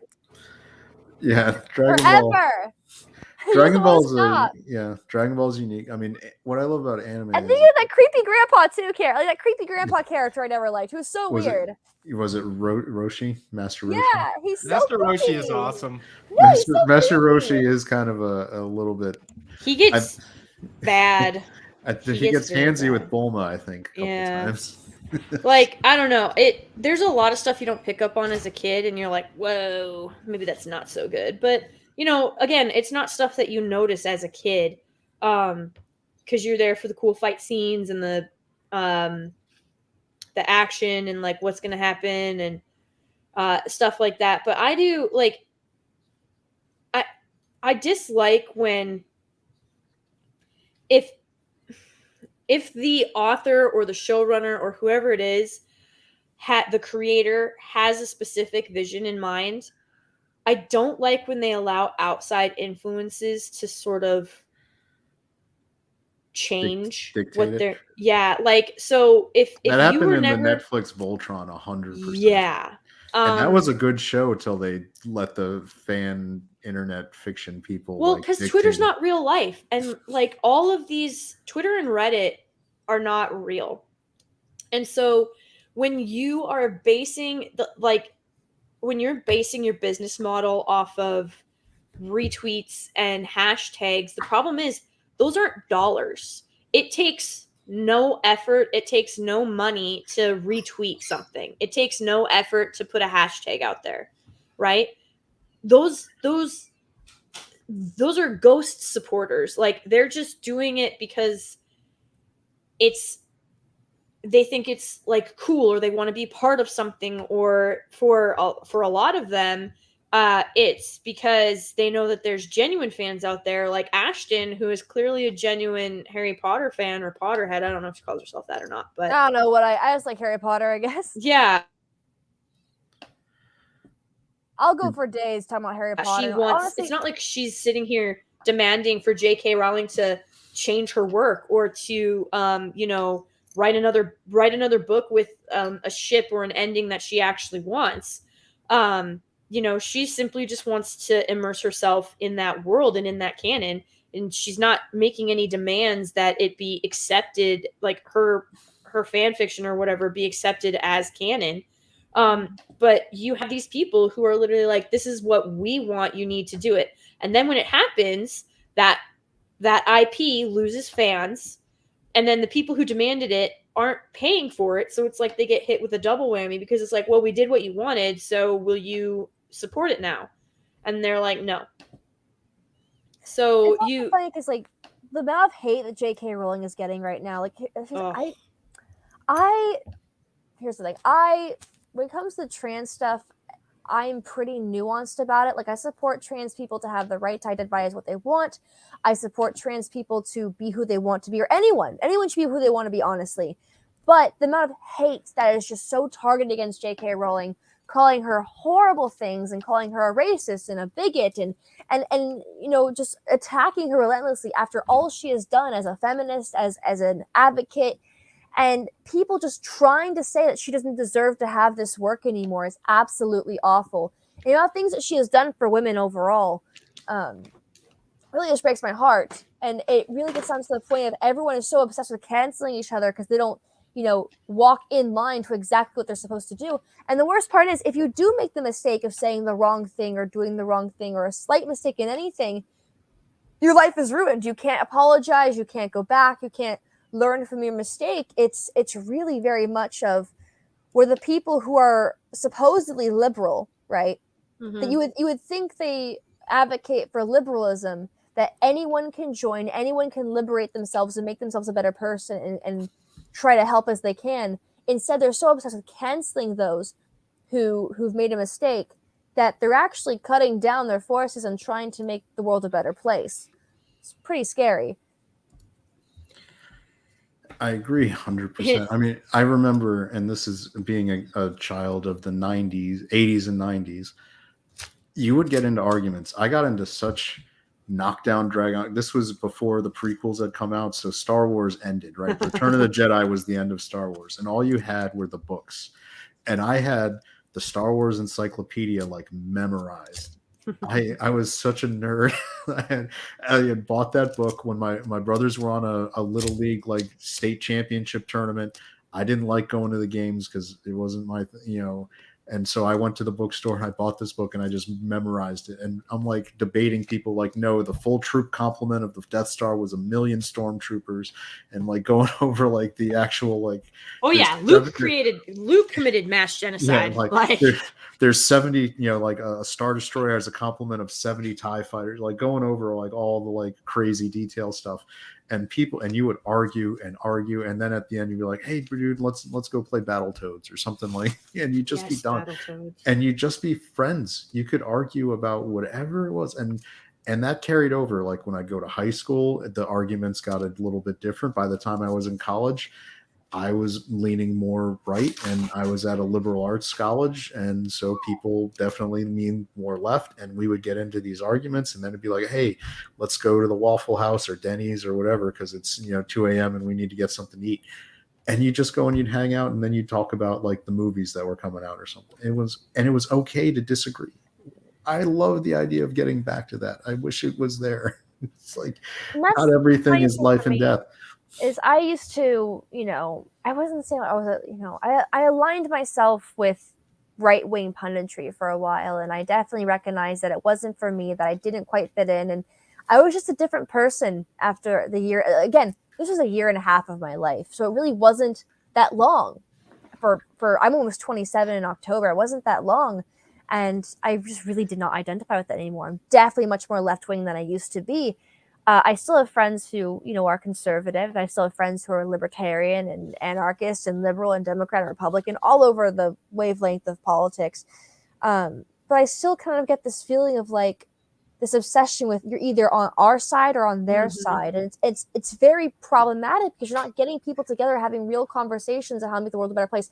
Everybody wants to make the world a better place. People just have different ideas on how to do that. And let me tell you something: everyone who has an opinion on something is scared of the future and is scared of what's going to happen. People have different ideas.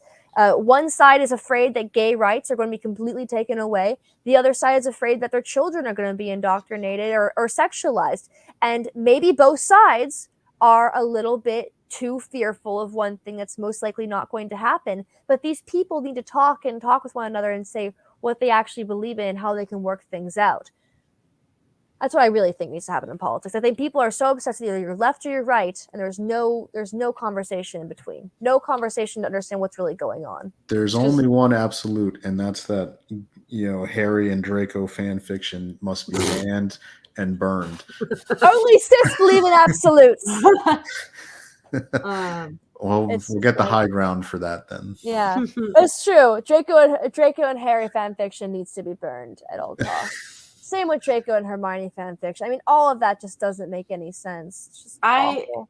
I think, yeah, like when it comes to Harry Potter, because there's literally, it's just a story about good versus evil and like friendship and true love and making like how your choices define who you're gonna be. And I think that what terrifies people who are trying to control a narrative, regardless of what side of the aisle you fall on and what their personal beliefs are, is anybody can relate to that. That story is universal. You don't have to be just left wing or just right wing or just centrist or just whatever to enjoy it. It's for everyone. And that kind of story is extremely powerful. It unites people. I mean, just like you were talking about, like when you can sit there and talk to your friends about stuff, no matter what differences you have, talk about the stuff you love, whether that's Sailor Moon, Harry Potter, Lord of the Rings, Star Wars, Star Trek, Babylon 5, Babylon 5 Elric, is fantastic. Sword of Truth. I mean, the King Killer Chronicles, like there's the Mistborn series, the Stormlight Archive, there's so much out, the Dresden series, like I'm just gonna keep going. I gotta stop myself. But like there's so much out there to love, and those stories and why we love them, because they speak to our humanity. And so the thing about storytelling is it transcends politics and race and gender and all of those things, and it connects you on a soulful level. And when you have that genuinely and no one can tamper with it or claim it as their own, they have to try and destroy it, whether that be through fan fiction that's not actually from a fan, it's literally for deconstruction purposes, or if it's, a freaking giant who buys the IP and then disrespects the canon or decanonizes stuff that was canon Amazon for years. Amazon. Well, I'm just saying there seems to be, like, we are definitely in a deconstruction era. Like when people are saying that they want someone else to rewrite Harry Potter so that J.K. Rowling can't get any more money for it, and they want certain aspects included. Like they want Harry to, like, there's people who want Harry to lose at the end. Like they want Harry to die along with Voldemort. Why? Because they don't think that Harry actually wants to live. What? Yeah. So there's this whole Where is this said? Reddit, the dark corners of Reddit, where no one should ever tread through. Like, really, you shouldn't. But I mean, Reddit's still better than 4chan right now. But well, the thing is, like, if you talk to these people, they're like, clearly Harry was ready to die. Clearly Harry wanted to die because he didn't have his parents anymore. He saw all of this love happening around him. He is a 17-year-old boy who has so much more to live for. What? Yeah, no, these people are nihilists. They don't believe in a future. Like, they think when stuff gets that dark, they should just surrender and give up to me. Because, okay, so here's the other thing. To them, the ultimate sacrifice is giving up your life, right? Now, we say that, I mean, and it's true. That is the ultimate sacrifice. But what they fail to realize is that Harry thought he was going to die. yeah, just because you're willing to give up your life does not mean that your life has to actually be forfeit for it to be a heroic act. Like, that's where they get lost in the sauce. It's not the fact that Harry didn't die does not negate everything that he did. But that's the thesis that they're working off of. It was because Harry didn't die. He doesn't actually deserve to be called a hero because he didn't actually sacrifice anything. And I'm like, did we read the same books? Because I'm pretty sure he sacrificed pretty much everything and everyone, like, frequently. But like I said, it's, you have these people who are literally calling for someone else to rewrite Harry Potter and to do it a different way. And what I think is hilarious is that do they somehow think that even if another writer does it, she doesn't own the rights as the creator? I mean, this is the stupidest thing. Like, she still owns the rights. She still made the characters. I hope J.K. Rowling never dies, so no one tries to take it from her. Yeah. Like, I mean, she's got Horcruxes everywhere. I want her to have Horcruxes. If anyone deserves Horcruxes, it is J.K. Rowling to have Horcruxes everywhere. Because if anyone deserves to hold on to Harry Potter, it is her. Honestly, I think what happened with the Harry Potter franchise is that people just kept negging her and negging her and negging her for more and more and more. And even though she was done, she just kept doing it because people were asking her to do. I think she's done. I think she has peace in those 7 books that she wrote for Harry, and I think she did it wonderfully. And I think, it's timeless. It's wonderfully written. It is timeless. I do have my own flaw, wishes. I wish Draco Malfoy did a redemption arc that, I do wish. But at the end of the day, it was still beautifully written. It's a beautiful story about a young boy who grew up in, I think, a similar situation to a lot of young suburban people who wish they can go far away to a magical land. And for me, who has been through trauma after trauma in my childhood, my teens, and my adulthood, Harry Potter was always there for me. It always helped. And I know that sounds so cheesy. I don't understand people be like, "Oh, this is cringe." It doesn't sound cheesy. But that's what great storytelling does that for people. Like Lord of the Rings did, and The Hobbit did that for people in the 30s, 40s, and 50s. That's the point of escapism. Dune did that in the 60s and 70s, right? Then Star Wars did it for the entire planet. I mean, great storytelling. I mean, you want to go back. I mean, the Iliad and the Odyssey were vocal, like traditions handed down that we still have today because they were so inspiring to people as stories that 3,000-4,000 years later, we still know about Achilles, we know about Hector, we know about Troy.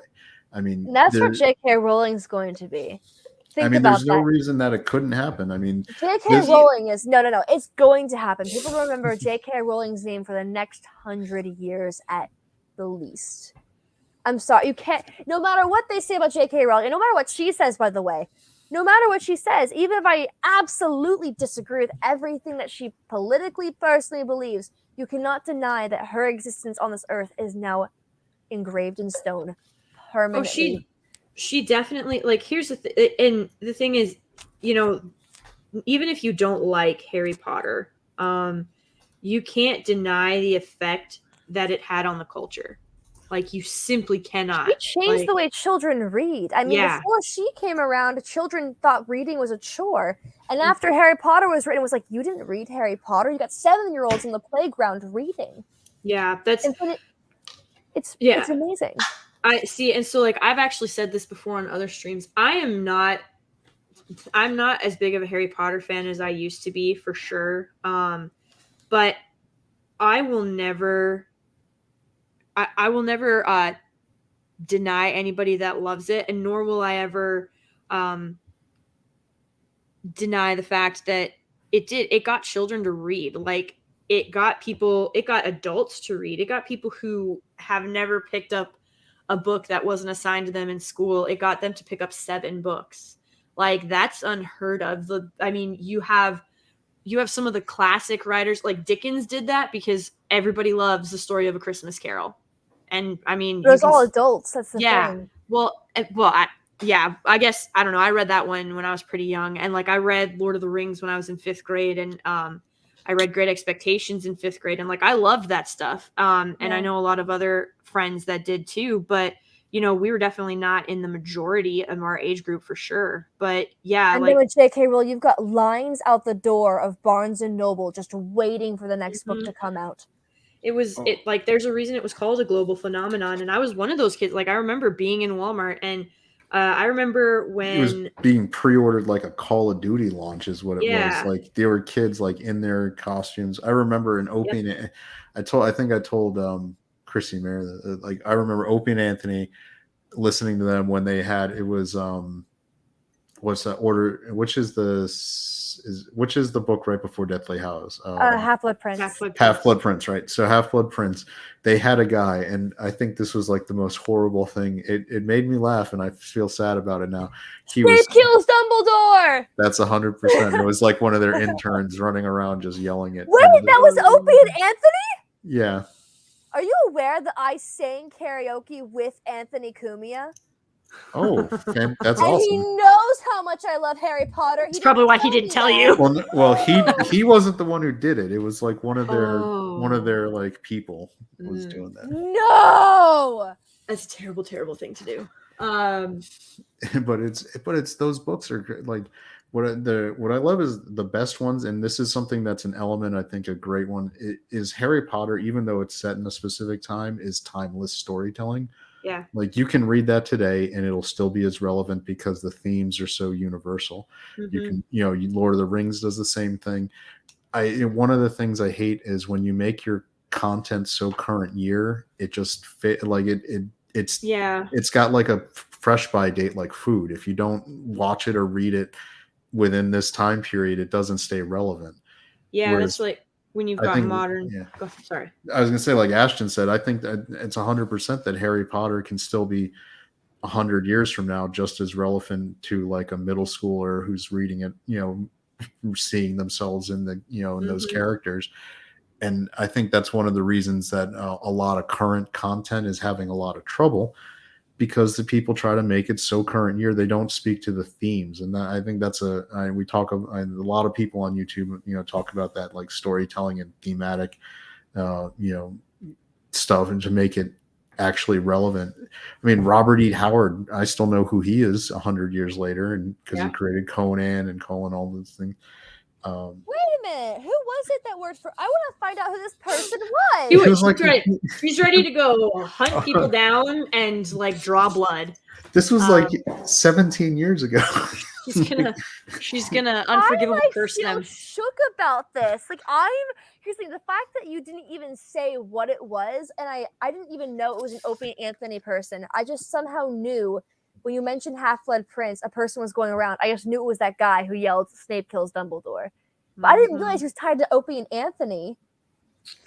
They definitely playing on their I'm show. gonna yell at someone. The dark secrets that are revealed. I mean, they didn't ruin it for me, at least when I was young. But like, still, I hate when people do that. Yeah.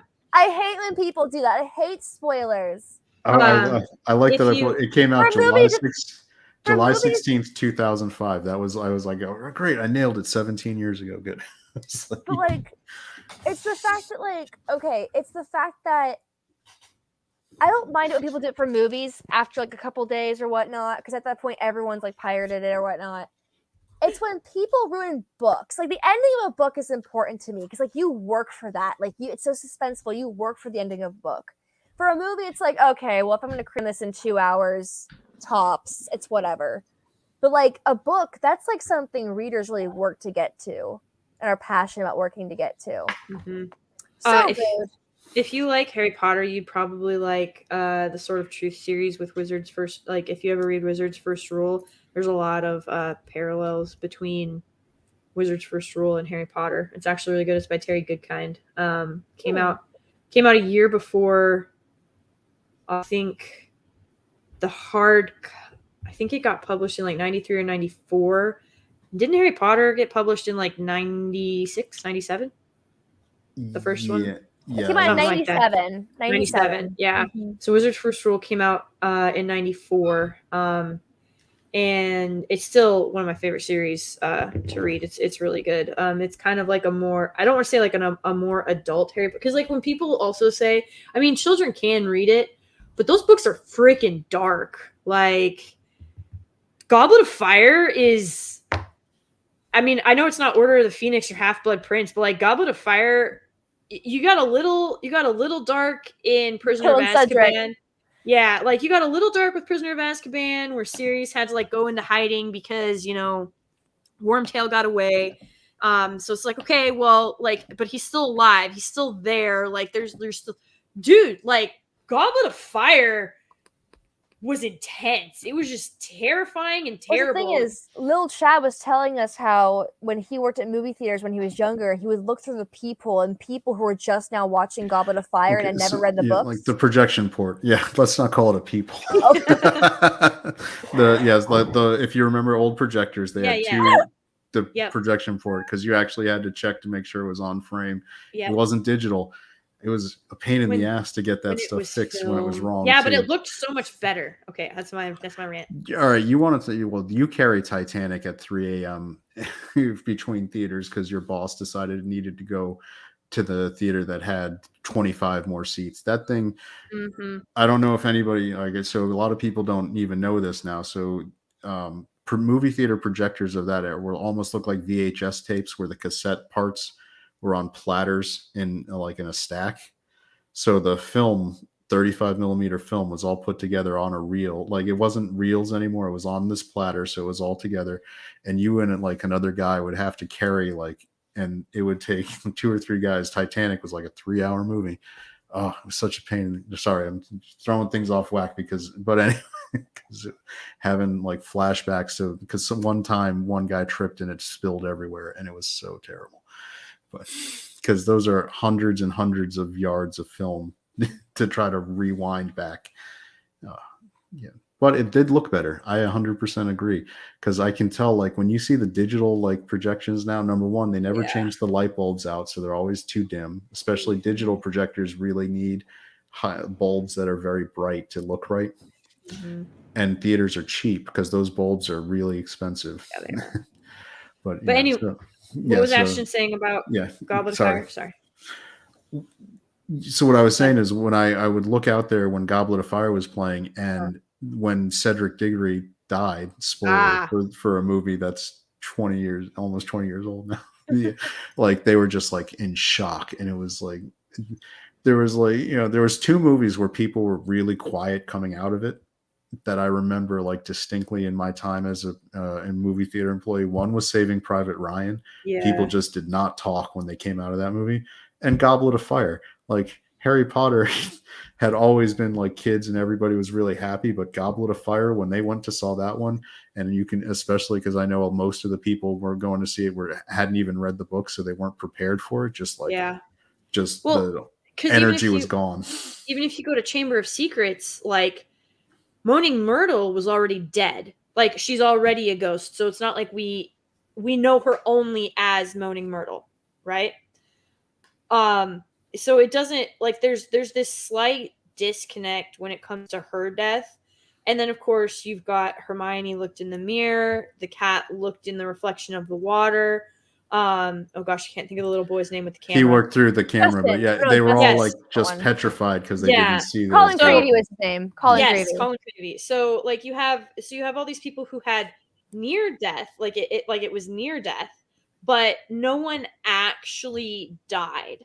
So you were always you were sort of hopeful. And even when Sirius and Remus came up from the mansion through the Weeping Willow and whatnot, and Remus turns into a werewolf, and starts attacking people, still nobody actually died. In Prisoner of Azkaban, they use the time turner, so even the hippogriff doesn't die. Yeah, so no one. So like, it's always a close call, but they always find a way to get out of it. And then Goblet of Fire happened, and you're like expecting Cedric to get up, because like he's just laying there in the books, at least.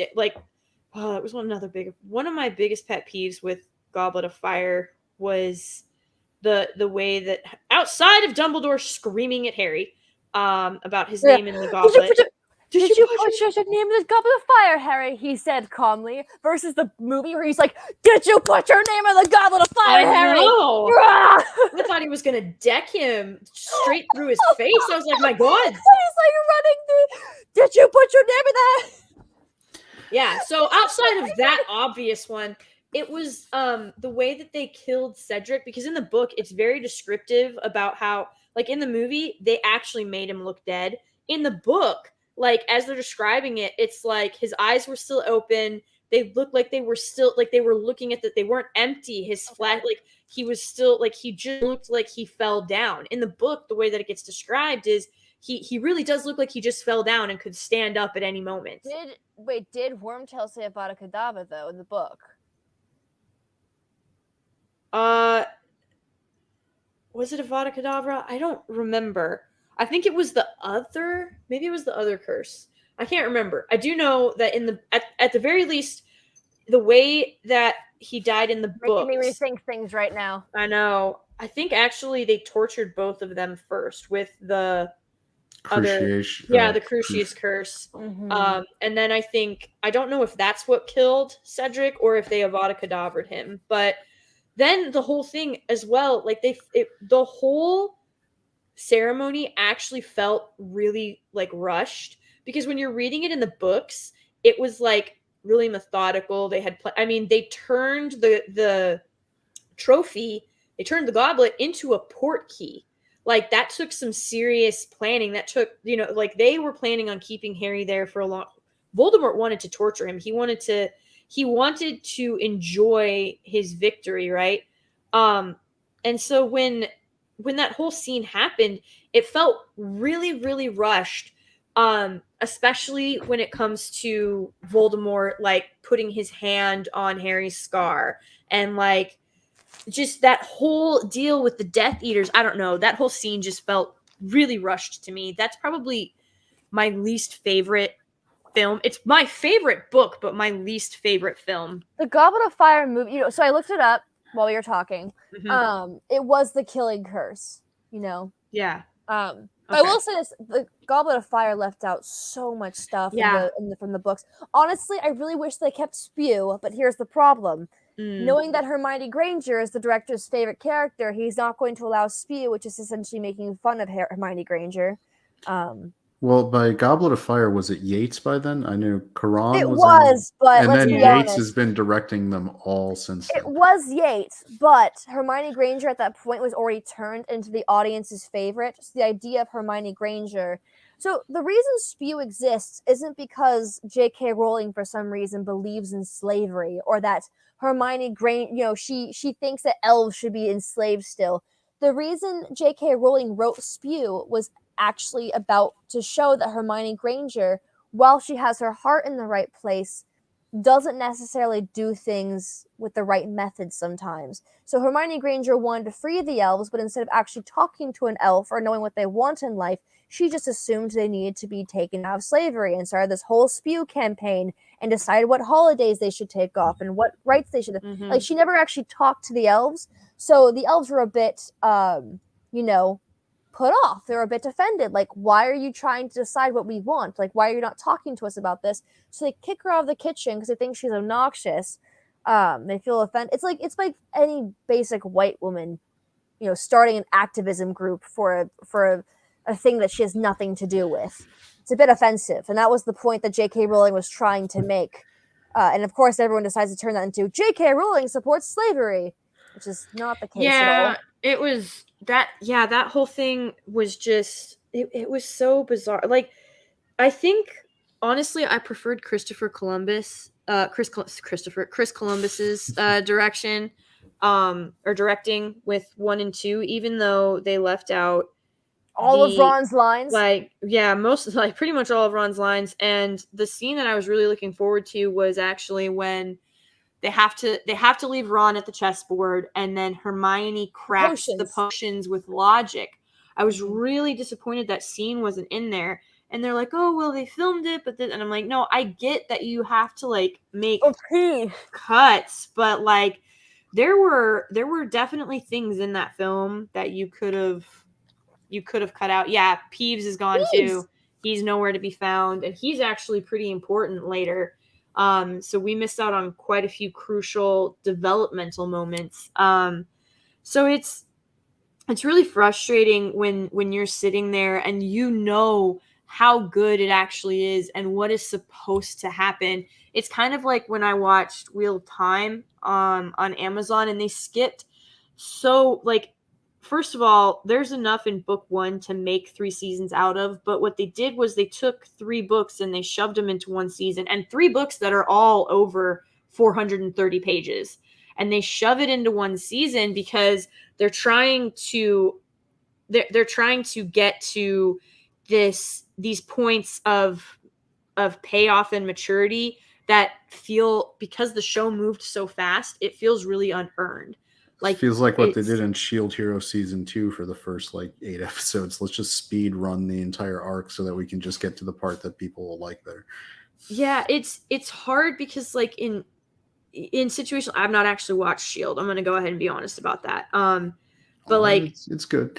Yeah, hey, I'll take your word for it. But the whole thing about like with Wheel of Time, we've missed out on all of these little details and nuances that are really important when we come back to it.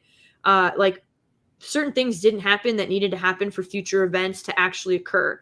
And we're missing a lot of main characters, and it just kind of breaks your heart because you're like, I know how just utterly fantastic this story is, and it's just, there's so much got cut out, and I don't understand why. Like I don't understand why now suddenly we're doing 8 1-hour episodes. Like, I'm sure, I don't know if Ashton would agree with me on this or not, but if someone decided to make a Harry Potter series, I'm sure we would take 18 1-hour episodes in a series, like in 1 season.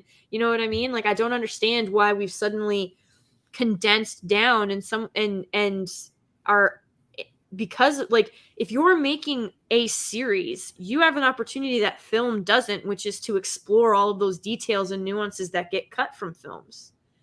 And it's one of the I think Stranger Things, the new season that they did really well, was that they'll let the episode lengths be whatever it was required for that episode's story to be done.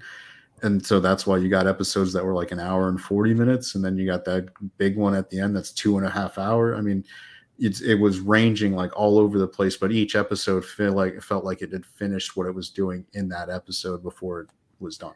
It's just they have the ability to make more money, and sometimes if they don't want to do it, they want to do it cheaply. It's very strange. Yeah, I don't know. Like, I wouldn't want that, because even the Fantastic Beast films, they're not being done to the same caliber that the Harry Potter films were. They're still not terrible. I mean, there's a lot of people that hate them. But as far as like effects, I think you can see a giant production budget difference between the first movie and this last one that just came out. They definitely like brought that budget down. They did, which is tragic, because like fantasy is expensive anyway, and so when you start cutting the budgets more and more, like, it makes it that much harder. But it's really just, if companies would put in the work on the front end and invest in what they are presenting, fans are willing to give back. Like, if you do justice to something, we're definitely willing to give back, and invest in the time and the money and the promotion, like the organic promotion of your IP.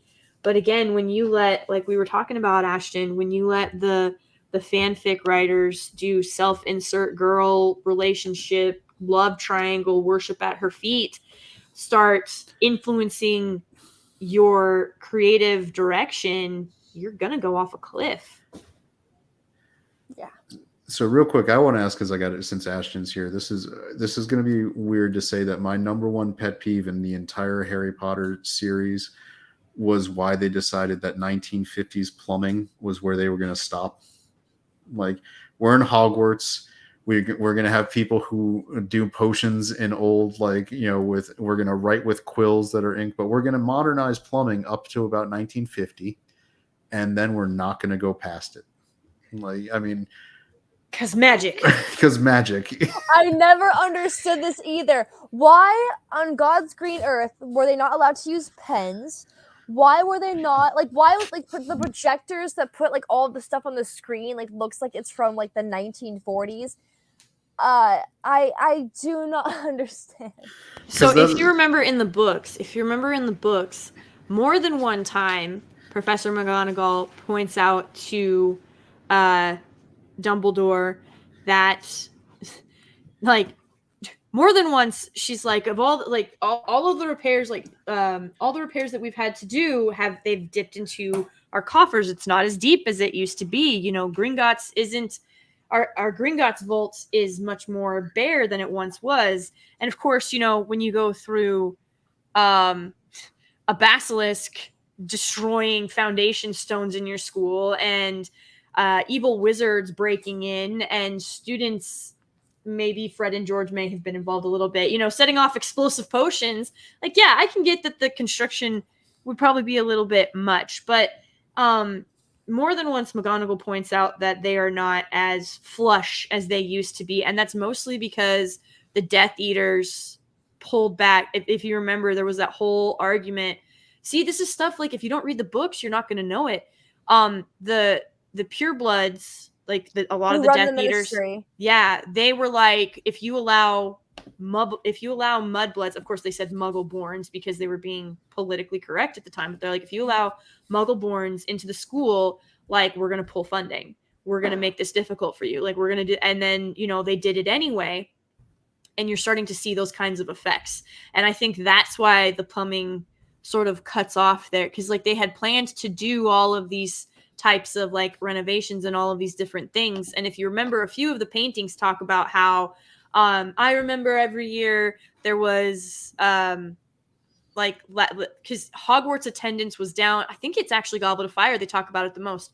Hogwarts attendance is down because they're sending the children. They're sending their children to different, more prestigious schools that are more flush with cash, or well, that's right, because Draco Malfoy's parents originally wanted to send him to Durmstrang, who only accepts purebloods. That's right.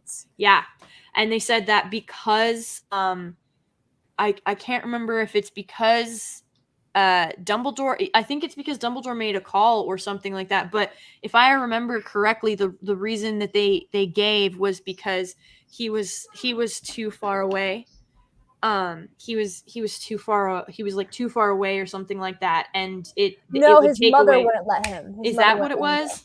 Yeah, his mom wouldn't let him go. Yeah, I'm trying to remember if there's a distance. I think maybe it was one of the students wanted to go to America. I can't remember, but and it wasn't America. It was someplace else. But yeah, you're right. It was his mom who wouldn't let him go, and then of course he goes to Slytherin.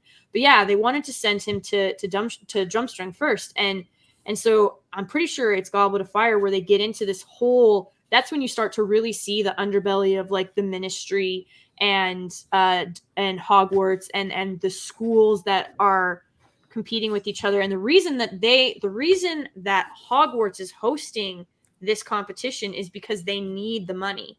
They need the prestige that comes with it. They need the attendance. They need oh my God, why can't I think of the town? Hogsmeade, thank you. Hogsmeade needs the cash. Businesses are closing, businesses are shuttering because nobody's coming, because they have no tourism, because there's no students there's not as many students at the school.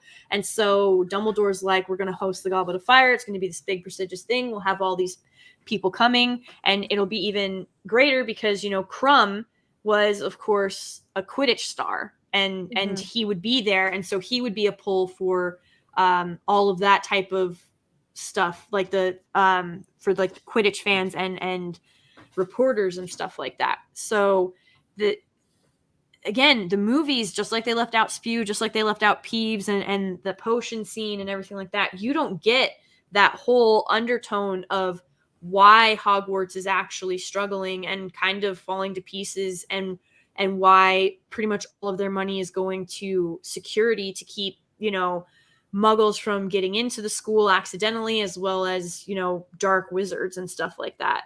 So, but that's something you miss out on. It's been way too long since I've read the books, but I do remember that being a really core element in it. And it was nice Forgot because about that. they started adding those, and we talked about this earlier in the stream. JK started adding those themes as the kids aged up, because the readers were Yeah. also aging up, and so they'd be able to process it. Goblet of Fire, when they start with the Quidditch World Cup, Mhm. and it's a really excellent literary way to kind of introduce a world, kind of, like different people from different parts of the wizarding world. I think Goblet of Fire was the first time you really got the idea that the wizarding world was actually beyond just England Yeah, and Scotland, beyond Hogwarts, yeah. beyond Hogwarts and things like that, which is, and then, but then you see the only issue I have with, it's not the only issue, but one of the things that I don't like about the Fantastic Beasts movies is they retroactively make it, and it's something that Marvel has when I brought up the Avengers problem, right? In Fantastic Beasts, you have the American Ministry of Magic being so concerned about Grindelwald that they're sending agents, their best witch in the entire country, to help Dumbledore take down Grindelwald, because they realize that Grindelwald's going to be a problem. If that's the case, and that's happening in the 1920s and 30s, when Voldemort is back by the late 90s in the timeline of Harry Potter. Why is America not sending their best witches and wizards? Why is France not doing it? Exactly.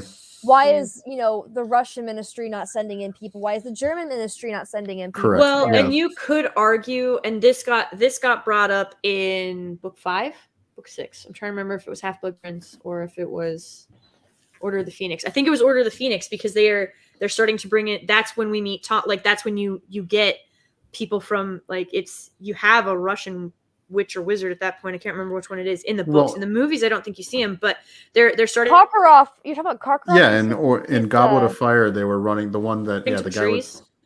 Yeah. No, he's the headmaster of Drumstrike. Yeah, he's not Yeah. the ministry or anything. Yeah, no, but you've got people who are, like, they're starting to recruit people who are seeing old patterns reemerge, and who disagree with their ministry, saying that we're not going to get involved, we're going to take a step back, because they all remember when they didn't get involved the first time to stop Voldemort. He overtook the wizarding world in a few, like so rapidly and so quickly, and so you had these other. I want to see that movie. I want to see that. I want to see that actually happen. Like, what did Voldemort do in the 70s and 80s that scared the crap out of people Right. so quickly? And then you've got, and the thing too is, it's actually sort of a brilliant parallel. It's interesting that we're just talking. A lot of themes from Harry Potter come from World War I and World War II, because if you think about it, like Hitler and Voldemort, their rise and everything like that, it's very similar. And so Hitler had his youths, and Voldemort had his. And most of them were from the House of Slytherin, but not all of them, and not everybody in Slytherin was one of his spies. So you've got this really interesting dynamic, and there's a lot of elements of history in play when you look at Harry Potter. And war in general is really, it's mostly like if you enter into a war and you don't have strategy and tactics on your side, you're gonna lose more times than not. It doesn't matter if you've got the bigger force and the bigger guns. If you lack the ability to effectively use them, I mean, then you may as well have like flippers and a scuba mask in the middle of an inferno.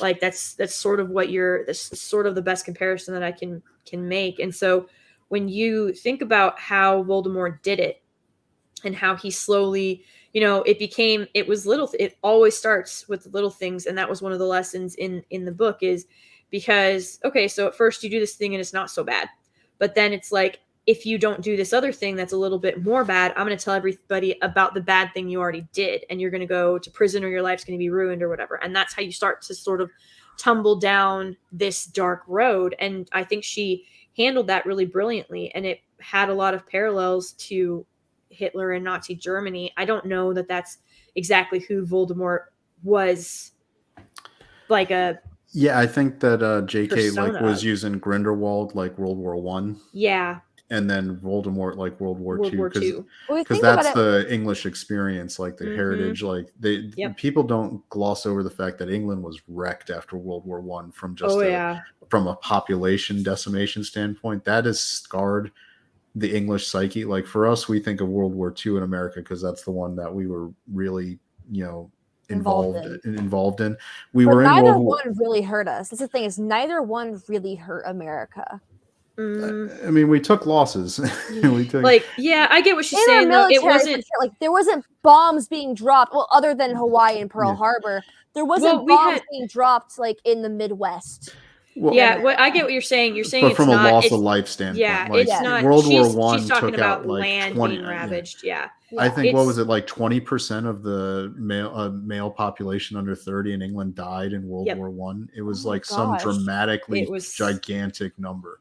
That's why a lot of England and a lot of America did not want to get involved in World War II because they'd already been freaking annihilated when it came to World War One, and they were still rebuilding. Yeah, I mean, from a tactics standpoint, when the U.S. arrived in World War One, the reason we didn't change anything tactically, it's just those guys had been through a meat grinder for about 4 years, and we sent fresh troops that could run and get shot and take land and hold it because they were fresh. We still took lots of losses. Yeah, still the tactics that changed, tactics did actually change because trench warfare. Oh man, World War One. We could spend hours talking about World War One. 1918 is such a great movie. It like is. showing you. Like I love the one shot being so. I don't know if you've seen that one, Ashley. Yes, of course. I haven't. Yeah. I actually know nothing about World War One. I know how it started. I know the whole, all the assassins that happened that started it. I really don't know much of what happened within it. I know somewhat about World War II, but just the basics, honestly. I really should learn more about it. If you want to, it's like from a shorthand standpoint, World War One was such a traumatic psychological memory for all of Europe that they let Hitler happen. Yeah. That's because they were so traumatized by World what War happened. One, yeah, is World why War World War II. It's basically like you should think they're really one continuous event that just had a pause, like halftime, like that. If you want to, yeah. World War One is also known, like everybody's like, yeah, it was the Great War, it was the war to end all wars, but like it's also known as the War of Treaties, because like you're not wrong, it was the assassination of Archduke Ferdinand that started it. Mm-hmm. But what happened, the reason all these other countries got involved is because literally some of them were 100-year-old treaties had been signed, and so that is what actually drew the lines and got people pulled into the war. And that's why a lot of people were really hesitant about entering into any type of treaty like that ever again. And when World War II happened, they tried to take the passive approach, and it did not work because Hitler just didn't stop. Like if Hitler had just stopped, I don't know what the world would look like today, but that wasn't his intention. That wasn't his plan. And that's kind of what, to get back to Harry Potter, like that's sort of what Voldemort did. It was like, if you let me have this one family, like it'll stop. And then it was, well, if you just let me do these certain things, it will help all of these people, and then I'll stop. And so like it was incremental until all of a sudden it wasn't. It was just this massive wave, and all of a sudden you had all of these devotees and all of these followers who were so either terrified of him or so deep into the cause. I'm gonna get her name wrong. Beatrix Lestrange. Yeah. Bellatrix Yeah. Lestrange. Bellatrix Lestrange, who were just so like it was everything to them, all like that there was no stopping them, and they thought they were invincible. They also thought they're on the good side too. Like they genuinely thought they were on the good side. I like to to see a parallel in another fiction. I like to think that because it's not really covered, like Ashton said, you just kind of have to fill it in with your own headcanon. That when Voldemort was rising up the first time, it was very much kind of like a Palpatine arc, where he's working in the background, collecting, using influence, taking people in the ministry and he makes his move just like Palpatine when he knows he can just push that domino, and everything's in his control now. He's got people infiltrated in the ministry. Are you He's got talking about the people first Wizarding Worlds or the second one? The one during. first. Okay. Yeah, and because he took over, like, and he was not quite completely in charge because Dumbledore was, full on peak Dumbledore at that point. Dumbledore was able to. This is before Harry Potter was born, right? During Yes. the 70s and 80s. Yeah, Okay. I'm talking. Yeah, during the 70s and 80s, that they were able to hold up a resistance. By the way, what house is Pettigrew in? Gryffindor. Yeah, he was Gryffindor. they were all So like I would say he was the, just to get into the, people who are always like Slytherins are the worst. So like Pettigrew was kind of like the worst of, in terms of betrayal and being on team Voldemort, if you want to go with it. well, yeah, but you had like, and that's the thing too. That's It a good point.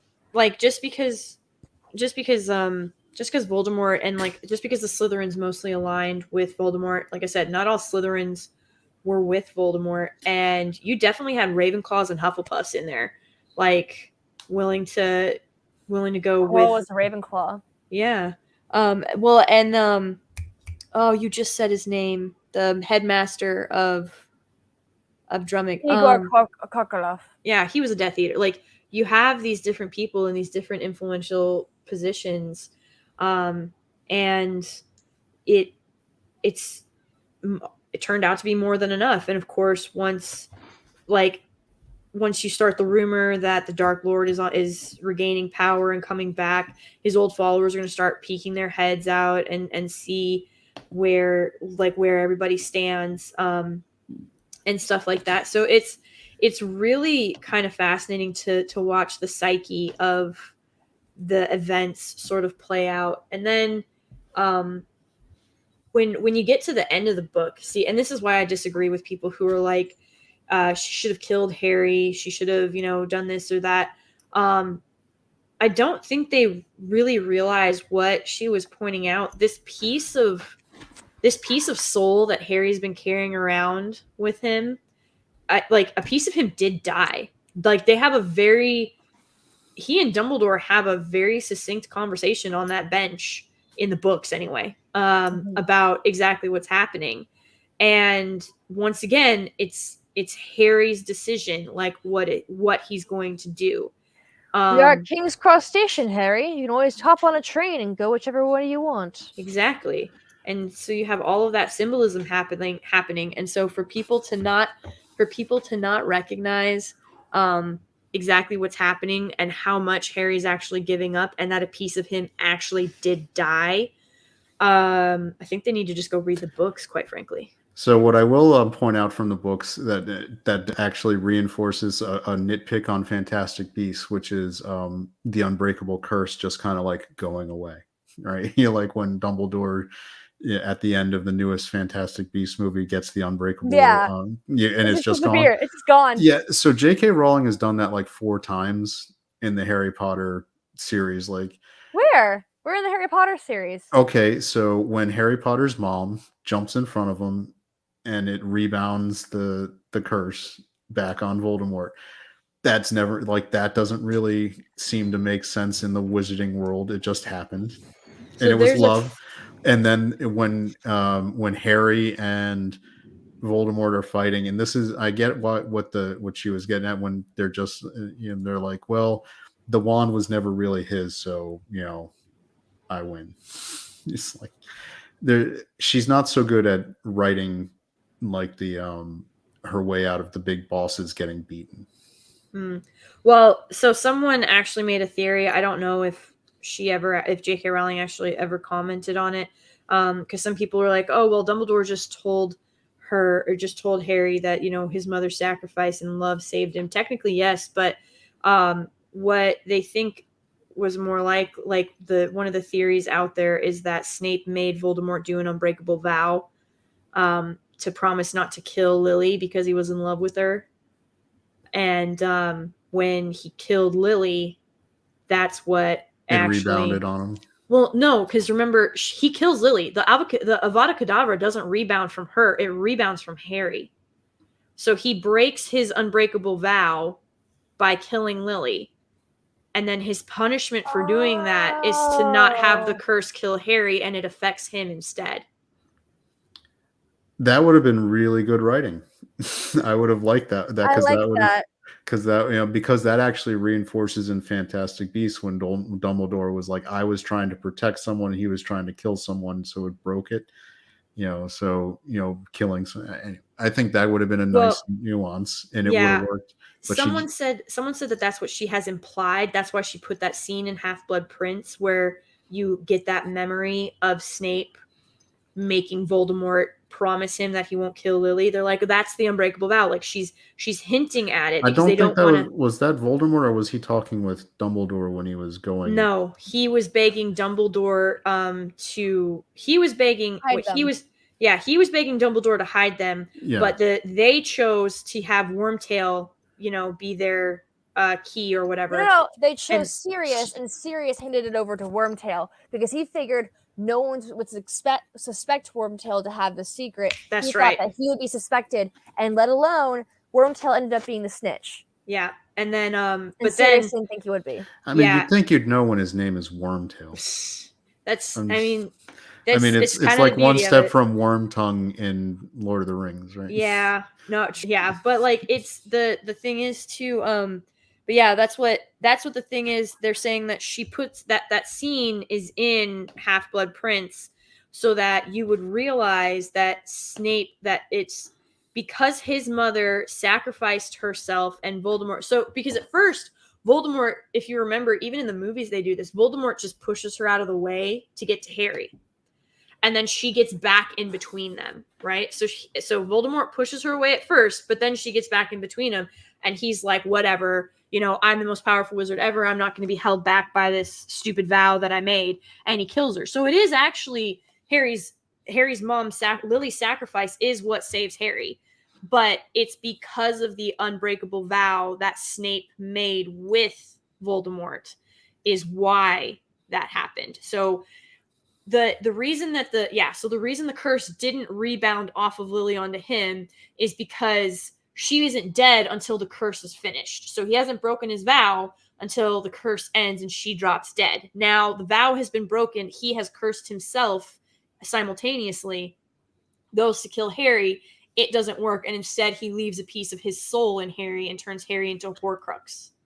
I am officially adopting that as my headcanon because that makes a lot of sense. Well, like I said, I don't know if that was her intention, because something else that J.K. Rowling doesn't really do, like she's very subtle in a lot of things. Like how many people forgot about the mirror in Order of the Phoenix that Sirius gives at the beginning of the book? And then at the end, he finds it in his suitcase, remember? And he's like saying Sirius's name and he's expecting him to show up and he doesn't. And they're like, well, what, they're like, well, why didn't, when Sirius did the flu powder, why didn't he bring up the mirror? And the explanation for that is apparently pretty simple. It's that he thought that someone either found out about the mirror or that maybe it didn't work inside of like Hogwarts defenses, because it wasn't like when they made the Marauders map, he was using something that he didn't actually create. So maybe Hogwarts magic, cut that cord or whatever. But like, so she's more into subtlety than anything else. And I think for a lot of readers, it's frustrating because you can't, it leaves a lot open to interpretation. But again, that's also partly why a lot of people love it, is because, well, when I read that scene, this is what I took from it. So you get a double-edged sword with it, really. And I mean, that's what I like. I think good fiction doesn't have to hold your hand for every single detail. I would like some things explained every now and then that are really key. I think, as an example, like with Voldemort right there, if she had in the Half-Blood Prince basically explained that, backstory with Snape and the unbreakable, vow, that would have been fantastic. And I think it would have actually added a lot of depth and layers also to Snape's redemption arc that they were revealing with him protecting Harry, I mean, Lily dying obviously gave him tons of guilt to begin with. Mm-hmm. But if she died even in over an unbreakable vow that he had made, like get done, how much guilt, like, can you imagine the amount of guilt you're carrying when you're like, like, what else could I have done? And I should have found more way. That's Could have told them. yeah. Like, just throwing that out there. At no point did anyone go, hey, maybe we should warn the Potters that Voldemort knows where they're at. But well, I don't think Snape knew that he knew. He knew. Oh, you're Ashton. You're muted. No, Snape did know. Snape did know and went to Dumbledore. That's when he's going. Yeah, that's when he, instead of going, because he didn't know where the Potters were, he thought Dumbledore did. And so he went to Dumbledore and was like, get them, save them. And Dumbledore's like, I don't know where they're at. But then suddenly, when everybody's dead and Dumbledore and Voldemort is, disappeared, now suddenly everybody knows where the Potters were hiding. And I'm like, that is actually my frustration with it. I'm like, listen, either nobody knew where they were or everybody knew where they were. Like, this is. Well, I mean, there's got to be like an ADT like magic system when someone does a killing curse. What do you mean everyone knew where they were? Like, what do you mean? After Voldemort disappeared, do you remember they said that people so the reason that Dumbledore had Harry that night and he had to hurry, or had Hagrid go get him, is because they knew that people would be watching Dumbledore, but they wouldn't be watching Hagrid. Hagrid is the one who went and got Harry that night, but Dumbledore told him that it was a secret mission and he had to hurry because other people were going to get there. Do you remember all that? And they're like, we have to hide him. So, well, I guess, when he did the killing curse, a huge light went off and half the house got destroyed. So maybe it was like, something went down there and Hagrid found out. And that's where my issue comes in, because I'm like, either everybody knew where they were or nobody knew where they were, or the Avada Kedavra and him just because they even talk about it when, again, the subtlety thing. Sirius Black, because Sirius Black and all of them were still cool when this all happened. Because remember, Sirius Black offered Hagrid his motorcycle. Yeah. So maybe Sirius Black still knew what the Potters were, gave Hagrid his motorcycle to go get Harry, and told Hagrid where Harry was. And it was like a week later or something when Peter Pettigrew destroyed himself and blamed it on Sirius. These people still believe that Sirius was the one who knew where they were, and not just him and Peter Pettigrew. I don't know. Like I said, there's just that right there. Because Sirius put the responsibility on Peter Pettigrew and told no one else that he told Peter Pettigrew. Which, makes sense, because Peter Pettigrew under torture is not going to survive. Mm-hmm. I mean, that's. So I'm gonna out of all the nitpicks, really does not things, get some stuff. Yeah, some stuff is so blatant that it hurts. And other stuff is so vague that it also hurts. I'm not like that part of them, because the idea of like Voldemort shooting a killing curse and then getting off in the process know how Peter should have gotten attention. How did Peter Pettigrew go from being James and Lily's best friend to join Voldemort? What was his reason? He was scared, and he didn't think that they would He talks about it in the books, if you remember. He's like, it was always the three of you, and I was always on the outs. Like, he was always even with James and Sirius and Remus and Lily, he was still the butt of the jokes.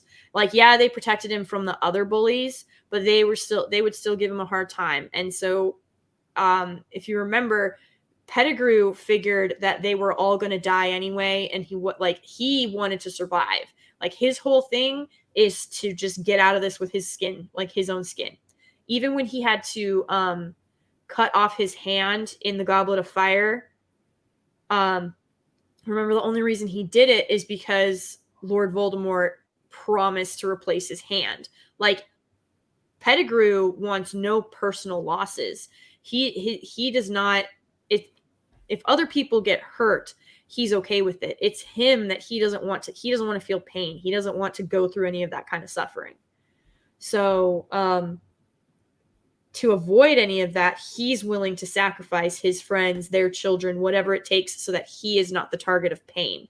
Like, there are the big three things that most people fear in this world are death, pain, and then the third one is usually, this can vary depending on where you're at in the world, I suppose, but usually number 3 is getting to the end of your life and not feeling fulfilled by it, essentially. Like you didn't do everything that you had set out to do or thought you could do. Gotta You have come up no regrets. You come up short in your own life. You look back and you're like, damn, instead of, friggin', I have no idea. I should have taken that cruise, or I should have taken that flight, or I should have gone on that family vacation or taken that picture or whatever it is. But you usually get, it's where it's not buyer's remorse. It's the road of what if. It's like, what could you have been? It's wasted potential is the other fear. Generally speaking, that's number 3. But pain and death are usually the big 2 for most people. The method of death and pain can vary, but usually like a lot of people who are terrified of spiders are because of the fact that they can inflict pain and death. So it's Joey, is that why you're deathly afraid of spiders? No, it's because spiders are icky. that too. Spiders are icky. Spiders are icky. Ooh, little Chad, we should definitely show Joey my Gatorland video where I'm holding a spider. Oh, this is gonna freak him out and give him nightmares. No, like we he should moved into a definitely new not do house that. and had a exterminator there the next day because he saw a spider in his wooded backyard. No. Oh my gosh, Joey, I went to Gatorland where I fed gators, I fed gators raw chicken, and I got to be in the cage with them, and I got to have snakes all over my neck and all over my arms, and I got to hold this tarantula in my hand. I mean, the gators and the snakes don't bother me, but the tarantula? Gators and snakes, like, no.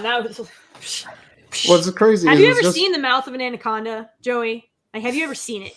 Yeah, it doesn't bother me. It's like anaconda's not scary, but snake's icky. But it was like a wolf spider, which doesn't even go after people. It's perfectly. Well, it'll helpful. charge you. Yeah, oh, yeah, they'll they'll go after real. They'll Have charge you you, but they have you can't seen hurt huntsman you. spiders? They're like, their face is like, their like Yes. head is like this big, but their like legs go out to here. Yeah. And like they will jump after you. They will charge after you. I held one once. That's so This cool. is nightmare fuel for him. This is awesome. But well, speaking of nightmares, I am actually gonna have to duck out. I'm sorry. This was a little bit this was kind of a last minute thing for me, and I had a couple of things that I got to handle tonight. But This was fun. It was. Joey, I feel like I talked over you all night. I'm sorry. He's not. I'm not gonna be able to keep up with Harry Potter lore. I'm a huge fan, so I was just absorbing. Well, there you go. I have to head out as well, actually. But Yeah. it's fun being on here. Yeah. Ashton, it was great talking to you and meeting you. Thank you. I guess we'll just go ahead and wrap up then. Thanks everybody who was watching, and we'll see you guys next week. Bye. I feel bad. Bye. Bye.